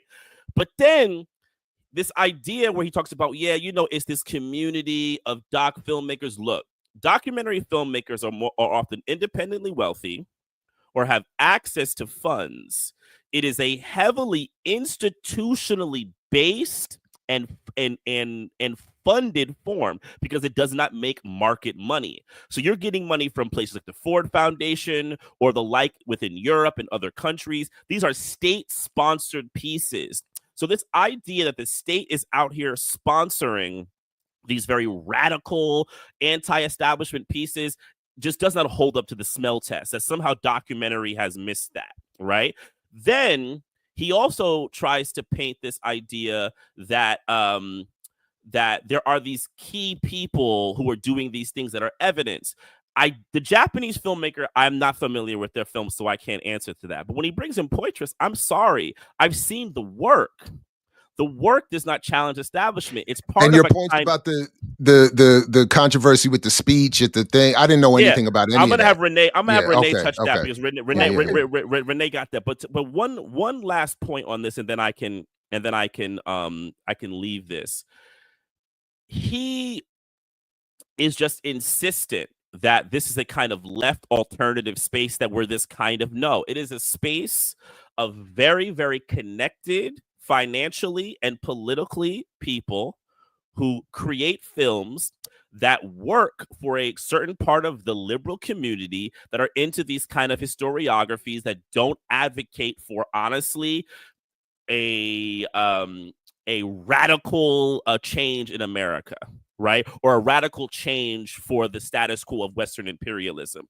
They're fine with a kind of humanitarian, man, things are so bad, I wish we could just be better, or look at how bad the past was, and to kind of dig through archives. But it's liberal second cinema filmmaking. It is not radical. It is not left. And him presenting that it is so is honestly disrespectful to loads of filmmakers out here who are left, radical, communist, whatever you, anarchists, whatever you want to be, who are excluded from that. And I'll say one last thing, and because documentary, its initial existence is colonial. It is a colonial project. And I know you know that, Jab, from your work. This is what I'm saying. This is, again, I will say it again. Someone put it in the chat, the Vernon philosophy is undefeated, but it's undefeated when you apply it. So even if you claim authorship of it, but don't apply it, you end up live on a Monday morning getting having to admit that other people was right. Having to admit. But I want to hand off to Renee on this one, because this is honestly what I said. This exposes it to the T, in my opinion. Exposed everything. So and I appreciate, Jared, that it just, like, in the moment, like, this happens, like somebody says something, and in the moment they say it, you're not fully like, wait, did they just say that? So he started talking about the Oscars during your interview, and he went into this whole thing about No Other Land. And I just almost fell out of my chair. Yep. The film that got the Oscar, that everybody's all excited about, right? And so I immediately, in my brain, went to, wait a minute, did he not hear all the critique about No Other Land basically being the cinematic version of, like, two-state solution? And that's why they keep jumping to put this Palestinian man and this Israeli man on stage to talk about how they work together. And like, are we just gonna gloss over all of that reality and pretend as if because the film got an Oscar, that means, like, there's this brilliant opportunity? Like, to me, that killed everything he said. Because the minute you believe that an Oscar for a movie that doesn't actually represent ending the oppression and apartheid and genocide and colonialism and imperialism upon a group of people, like, where are we going with this? And so I was done with him at that point, because I was like, he is just literally like another white dude who grew up on the side of colonialism and imperialism, and, like, he's okay to, like, you know, just present these ideas to the world of, like, look at how, just like what Ntume said, like, look at how bad things were. What a shame how bad things were, without presenting any solutions. And just to add, somebody in the chat said, would you recommend people watch it? I think people should watch this with other people. That's what I think. So that you can engage in a conversation, watch it on something where you can pause it and talk. Right? And just, like, have your Vernon philosophy and just have, right? Have like, it ready. I am not saying that people should not go watch the movie. I am saying that people need to watch the movie and be aware of all the faults within the movie, and be able to have an actual conversation about the things within the movie, so that if somebody missed something that somebody else caught, because it's a lot. Like, it's just a lot to try and follow it all, especially if you don't fully understand the history. Yeah, I mean, I wouldn't. Yeah, I wouldn't deter anyone from watching it as much as I would confirm with what Renee said, and then also the result. You're gonna have to then do your own knowledge, do your own research. I ain't even gonna touch that one. That has to be a joke. That has to be a joke. They be in this chat too much to not know what the hell the British philosophy is. But I'll yeah, put the link in the chat. Yeah. but to the no other land part, I mean, look, Ali Abunimah from Electronic Intifada wrote a really scathing note about that film right after it won the Oscar. So if you don't want to hear us, go over there, and they will tell you about it.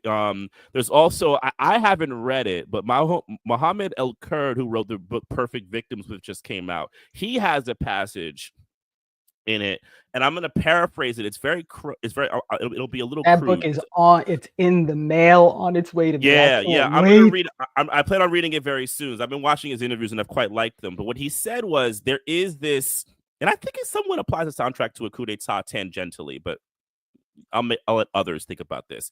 He says that the reason why No Other Land is allowed to be made is because this idea of the Israeli and the Palestinian making a film together. And the Israeli kind of becomes the surrogate for the Palestinian cause. So it's only worthy if the Israeli can adopt it and take it and speak out, right? And this kind of fetishized love for this kind of thing, which also what does that do in turn? That basically says Palestinians cannot self-determine. They cannot have themselves be a state and be a nationality amongst their own and make their own choices, make their own decisions, set their own self-determination, right? I mean, it's a great little passage. And I think about soundtrack to a coup d'etat because part of what is happening here also is who gets to be the ushers of the history, right? It's these people who have these incredibly large connections to archive and dollars and money. Like, look, what I want Green Press to give is I want the budget for all the licensing. I want to know because I know that is not cheap. I know it's not. Who's paying for all this licensing, right? It's people who are connected who are able to do these things. And thus, they'll come from a certain kind of mentality and they'll create a certain kind of thought, which which we both know, for the institutional worlds that we come from, is to maintain their power, for them to stay in front. We know that all three of us know that very well, right? Who positions themselves to become, it's I'll just say it's like Tim Wise in a way, right? It's like he gets to be the spokesperson for it. And you just said so much. You know what? Y'all feel what I'm saying, right? Though, right? Absolutely, yeah, definitely. And it's a thing you see, especially in documentary has this really badly. I mean, narrative has it too, and also like another thing about the Oscars, for him to mention that. Because I don't know if anyone, I don't pay attention to the Oscars, though I do have an episode coming up about Sean Baker, who won this year, right? And his very, in my opinion, I don't like his films in general. I find him to be a kind of tourist filmmaker who kinds of finds someone who is, degraded and make a film about them in this kind of liberal heroism. But Anora it plays into kind of total Russia not red, but Russian xenophobia, right? It's totally, totally disrespectful, in my opinion, to sex workers. Someone who's a sex worker actually wrote a great post about it, right? Yeah, this guy, I can't stand this guy. But he has become a bit of an advocate for independent film, right? The independent film advocate. But this guy is also not speaking about all the connections that he has and how he kind of plays around with money to be able to make films for the cheap and then have a golden elevator to the top to be able to then release these films to the mass audiences and get all these Oscars and get all these accolades and then act like he's some kind of hero of independent film. Like, brother, you and I do not exist in the same world, right? So, no, I'm sorry. Go ahead. No, I'm done. Well, you both may have already sort of, but I did want you to say another word or two about, because there was that point in the interview that I was doing with Grimon Prez where he explains his version of the process by which because I was trying to ask him, like, how is a film that's supposed to be radical getting all these accolades? And his argument, the reason he brought up Poitras, though, was to say that it's those folks on the left that first submit to the Oscars who you should consider. So so I don't know anything about the process. So I didn't know this, at least, about the process to the extent it's accurate. But his argument was that this allows for more radical films to be considered because the Academy doesn't even, they're only judging what go ahead. Yeah, right. Go ahead. And I'm sorry, but just real quick, like, this is what's so diabolical about this whole process, right? And it's like everything with media. Every now and again, they have to let something quasi-real, some truth, something through in order to validate their existence, right? Like, if the Oscars never lets anything through that even gives a hint that it's not just about the liberal, rich white people, right? Then some people eventually will be like, well, what exactly are they really doing behind the scenes there? Like, y'all didn't have nothing reasonable. So to me, there's like a little bit of, you got to let a couple of things through that kind of tote the line a little bit, because then that proves that we're doing something beyond, just elevating all the rich white folks. So I never take the Oscars seriously when they allow something through that makes people think like they're doing something real, because I feel like that's intentional. Like, they got to do it every now and again, or people will never take them seriously because they never do it. Right? Like, that's what the news does, right? It's like I'm gonna drop a truth every now and again so that you know that it's possible for me to tell the truth. Because if it's possible for me to tell the truth, then you'll always listen to what I'm saying. So what he does is he stripped down what happens. There's a couple of ways it happens, but it all kind of comes from the same ground. You make a film, right? If it doesn't have a distribution company already attached to it, and even sometimes if it does, you try to play at one of the larger film festivals, right? Sundance being one of them. Sundance is a film market, right? So you then have people at that market. I don't know if Kino Lorber was his distributor before the film or after. I haven't looked into that. There's a certain level that it doesn't matter because he was already at Sundance. And look, Sundance is a very pernicious outfit. You do not get into Sundance from blind submissions. You get into Sundance from people, from funders, so people who are very connected with money and the financial worlds, who are kind of selecting and curating films that they want to have there, that they think work for their project. So you have these different, and not just Sundance, you have Cannes. The documentary world has things like True Falls, Doc NYC. You have these various other places that you can go, a long list of places. Now, a couple things can happen. If you win an award, you automatically become what they call Oscar eligible. Right? So you become an Oscar eligible film. So you're immediately put into a kind of category. Soundtrack Coup d'etat, I believe, won Best Documentary Feature at Sundance. It won one of the top awards there. So he immediately gets pushed into this kind of circle of films that is available to have Oscar attention. Then you have to do an Oscar campaign. And I talked to someone recently about this. It is a lot of money. Right? So you have to raise or have access to tons of capital to be able to do it. So even if Laura Poitras was advocating for the film, she couldn't. Look, he would have to prove to me that she has been able to get a film that had none of that funding, that had none of that Oscar funding to become an Oscar nomination. He would have to prove that to me. Because even as an example of the Japanese filmmaker, that doesn't really work because Japan is a whole other market, even if he's being excluded from it. And I'm sorry, Americans being into films that talk bad about other countries, even if talking bad about other countries is good, is not always a good thing, because America, as we know, loves to use the malfeasance that are happening in other nations to make us look better. So that also is really a pernicious example to use. I haven't used the film. I don't know who the guy is, so I don't want to speak too specifically, but I'm speaking more broadly that I'm a little suspect at that comment that he made. So that's why. Yeah, sorry. Go ahead. And then the last thing. So then what happens is, yes, he says there's like a body of people who do the initial voting. Yeah. So the Oscar.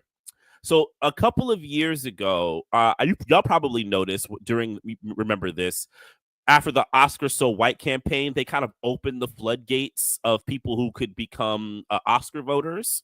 Right. So you have all these Oscar voters. Look, I know lots of people who are Oscar voters. And this idea that the doc filmmaker world is like this, like 700 people of like far left people. He would need to prove me these politics, because look, most of the documentary filmmakers I've been around to, and I've been to festivals all over this world, they are liberal centrists. I do not meet far left people out there who, in the documentary world, in that part of the establishment. Right. So this idea that they're kind of like doing some kind of off-kilter left thing as like the stepchild of that. Yeah, the whole cutting of the documentary thing. Yes, that was like the more conservative part of the wing who wanted to kind of shorten the thing. That's not evidence that they're left. They did it because they don't really care that much about documentary, not because they think documentary is just super rebellious group of people. We got to kick them out. He's just obfuscating stuff to make himself seem like this kind of radical. And it's just lies. It's just not true. It's just not true. So in short, the process to get to an Oscars is something that only one with massive amounts of access can do. And how do you get access in this country? I'll leave that open. I think we all know how you get access in this country.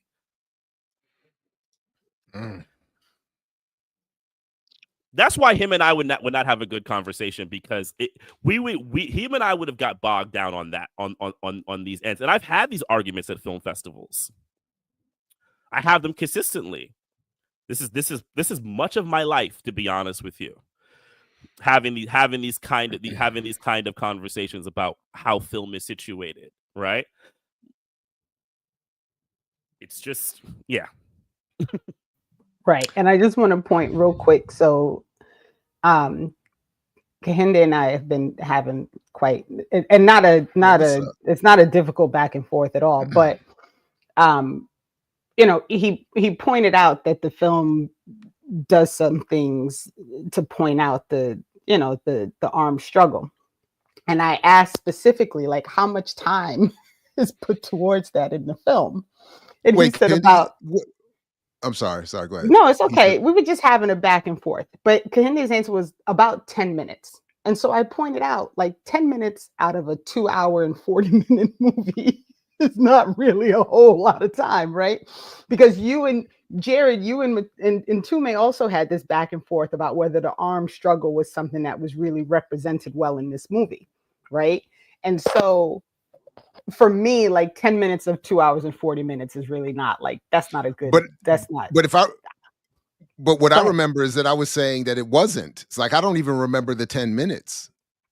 So to be honest, so that was what to me was so clear in my last viewing of the film. Right. But all the avenues that could have been taken to talk about it weren't. Right. And so my response to that is, it is very complicated. And what I really urge people to do is not to elevate this movie as if it's doing that, because it is not, right?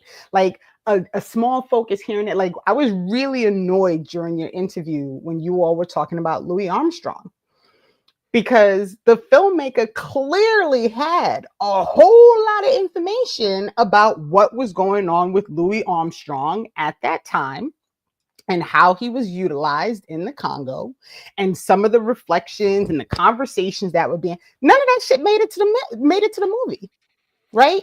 So what we got in the movie was two headlines about his response and him getting off the plane and him on stage, but there was no focus on all the information that he clearly had, because he talked about it with you during your interview.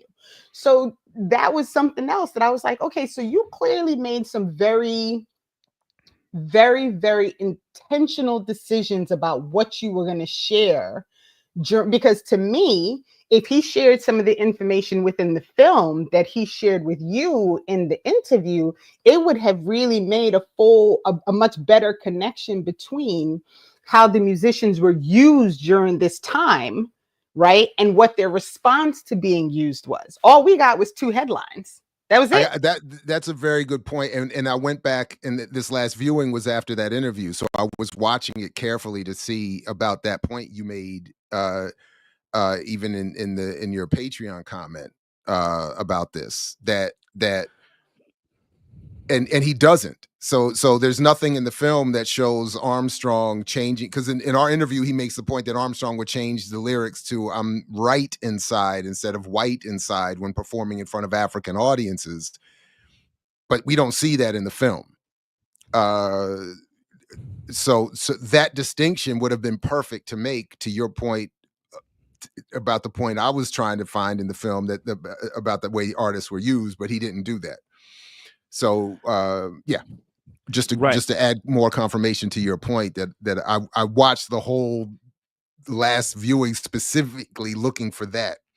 And Kehinde, I would like to hear more about where you saw the armed struggle represented in the film and how, because as I think Mtume, you brought up, or both of you brought up before, in discussion of the Black American wing of things, other than Malcolm X, we see almost nothing beyond the jazz artists. And even Malcolm's commentary about we need a Mau Mau in the United States, that's not in there. The Medgar Evers saying the same thing is not in there. The Panthers are not in there. The Ram, RNA, none of that is in there. So Robert and Mabel Williams are not in there. There's no Negroes with guns in this. So all of that, which could have been easily connected through Fanon, because everybody's reading Fanon too, by the way. Like that's the other thing. So like everybody's reading and influencing. Fanon's reading, being read by and reading Lumumba and listening and vice versa. And they're talking, they're all, but in this film, we don't, it was just not clear to me enough until this. It did take me 3 viewings. The symbol rebels were the armed struggle element. There's a clip of Malcolm defending their right to keep Belgium. Okay, that is true. They do talk about the symbol. That's a good point. Is it even 10 minutes though? That's my point. And and where is it placed? Is it strategically placed in a way that there's music and like I don't even remember that. Ooh, like, Renee, I have to watch it. Do it. The sister at the end. The very moving testimony from the sister at the end who's talking about how they had to hold their rifles up and hide in the water.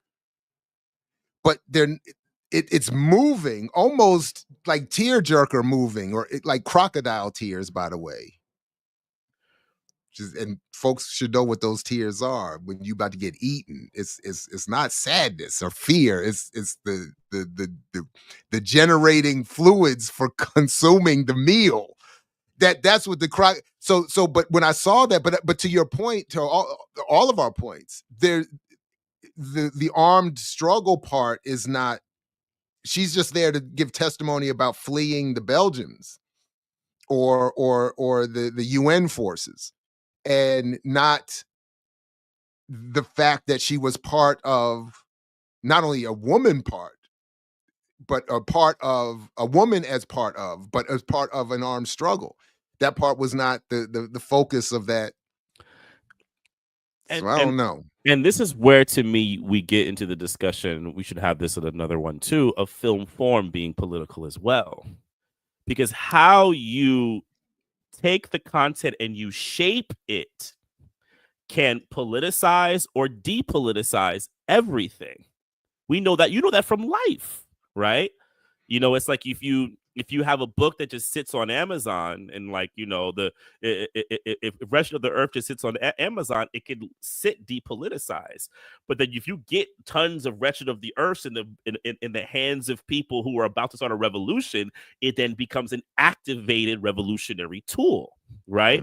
It's just not a tool because it's just sitting there. This piece of footage, this testimony, how Greenmont Press chooses to situate it within the narrative structure of montage of a film, has a lot of meaning. I always say this to my students. I say, look, you can have form without content. You cannot have content without form. You have to structure things. I have this issue with my students when I'm advocating for someone or I'm doing this thing and I'm saying, well, how are you shaping the advocacy? What are you doing with the advocacy? Otherwise, you can just throw things into the screen and then your job is done. There is no real work. This is where the work comes in, and this is how you get messages. I mean, you can learn this from the other side, from the for counter-revolutionary propaganda or things like that are fascist. You look at Leni Riefenstahl, how she situated the Nazi symbolism to look attractive, right? To make it look like something that we should be into. Or if you're on the opposite side, you should fear as the inevitable happening. Rather than someone else could take the Nazi symbolism and make it look like it is fascist, completely a degrading part of history, so forth and so on. It's all in the shaping, right? It's clay, right? And he does this, and that was always my commentary around his kind of what I call a maximalist approach of just kind of throwing all these things, because what happens is people who know information can, get into it. People who love jazz can just kind of have like the bed kind of run under them and just like, chill out. I mean, I tell people when I went and saw it in film forum, this white man literally bopped for 2.5 hours doing the movie. And I was just like, I need you to stop bopping. This moment is not a bop moment, homie. Like, I'm not feeling this, right? Or you could have other people get different pieces or take pieces out. And that to me is a film that's quite dangerous. Right. I think you need a blunt object when you're dealing with revolution that is very, very clear. Like Battle of Algiers, the shit is clear. We all know what that is, when we see that, right? Like, I get it. Battle of Chile, I get it. I know what's happening here. I know what I'm supposed to take away. I'd love to see him, Toomey and Renee, debate Dr. Horn on this too. And if anybody can make that happen, let us know. It's so funny because I was just about to write back, like, why? Like, because to me, Horn is never going to change his mind on his take on the film, right? No. Like, I could be wrong. I don't know. Well, that wouldn't be the point, though. To me, that wouldn't be the point. So what? That's what I'm at. That's why I'm asking. To hear a sound. My interest would be in hearing an expert defense of even what could be argued to be a wrong conclusion. Like, I think there's value in that. So even in my error, I think there's been value in our disagreement and my corrective steps taken. So if someone with even greater expertise on these histories and issues, my issue is that Horn wouldn't do it. I don't think he would do it. No, he wouldn't. But that's always been one of my very small criticisms of Horn, is that I would love it if he would more avail himself to that kind of discussion, because I think it would be, even if we were to argue that he was wrong, I think his defense of his position would be of great value. Right. And something that Ntume pointed out, and that article he wrote was not just him. I want people to be sure that they're clear on that. That was a double byline. There were two people on the byline. It was not just Horn's review.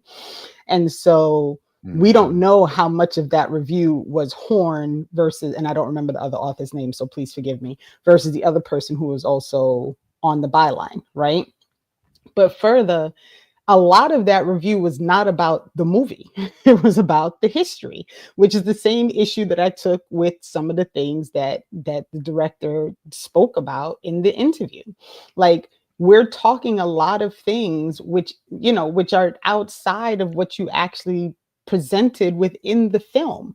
So that's my issue, right? Like my real, and I just keep saying it over and over again. It's not that the film not well done. It's not that, there wasn't a lot of useful information. It's not that it doesn't provide avenues for people to do further research and to learn more and to maybe get an eye open about the stuff that they didn't know about. It's that the fucking film was so convoluted and so filled with other things that if you have no idea about any of this information going in, a lot of this is probably lost to folks, right? And so when you do that, if you go into the theater and you watch it by yourself, right, or with someone else who also doesn't know anything, you're going to walk out and be like, that was cool. The music was cool. Some of the information was cool. And you're going to go get a latte. And then what? Right? So that's my issue. Right? Yeah. So like all of our chat conversations for me has been very eye-opening because I don't know a lot of the history about like communism in Africa and all these things. And Geechee had dropped a book in there that I want to read. And so, you know, I think again, there's an avenue open to have conversations, but what I don't want people to do is to be like, oh, this film was great. It did all these things, because there are some legitimate problems, in my opinion, with the film. Period. Like, I don't know what to say. Like, who else would I be speaking for? Like, of course it's convoluted to me, right? But I'd like to point out that Jared's wife agreed with me. So, like, and it's not just to do. me, right? And many others do. Yeah. And then there might be those who, but again, where I was arguing it wasn't convoluted was to Renee's point, a thesis in defining a thesis that I had already agreed with and reached. So that's and Renee isn't speaking for others. The truth is out there is speaking. Who are you speaking for? You know. So anyway, yeah. I have to run in a few minutes, but I want to say we all got to run. We all got actually to go back to you quickly, but I want to keep going through this. Yeah. On the AAPRP point, we're actually more in agreement than you. I think I may have let on. No, I was doing it in historiography because I still am in. This is where Cabral has always been one of the biggest influences to me because of his and Rodney of the historiography of Black people comes from their own line, and then imperialism is the interruption. That's how I still situate that, right? So I still situate it in that kind of way. But I would like to parse this out with you and like have the conversation because I'm just curious. We will. We will, and I'm into that. And that what Renee said is my issue with Horn's piece. With all due respect, I just did not think he talked about the film. I just didn't think he talked about the film. And if he would be gracious enough to have this conversation, I would want to talk about the film. Again, if I'm the issue, which is itself, you know, so like when people bring up these points like this, you know, if or this, like if that's the issue, then that's a bigger problem with principle than it is with anything I or other people are doing around here. So but I'm happy to not be involved. If that's really the issue, I know, you know, he's got a good relationship with Dr. CBS. Maybe she would host it. I don't mind being in the audience. You know, the point is, it would be absurd to not. You know, I think it'd be great, I should say, if those discussions would happen. And again, very informative. So listen, folks, please follow and support Mtume's work, Renee's work, Saturdays with Renee, the review crew. Make sure you're following Mtume on Patreon, because I think even there you get a lot of free stuff. And the podcast is on Apple Podcasts now too. Within Our Gates is on Apple Podcasts and Spotify too. So check that out. When did I miss this memo? I'm like, I feel like I missed this memo. It just happened. I just did it the last like 2 or 3 I was going to say, I feel like, he just kind of started ramping it up. I started getting all these new notifications and was like, it's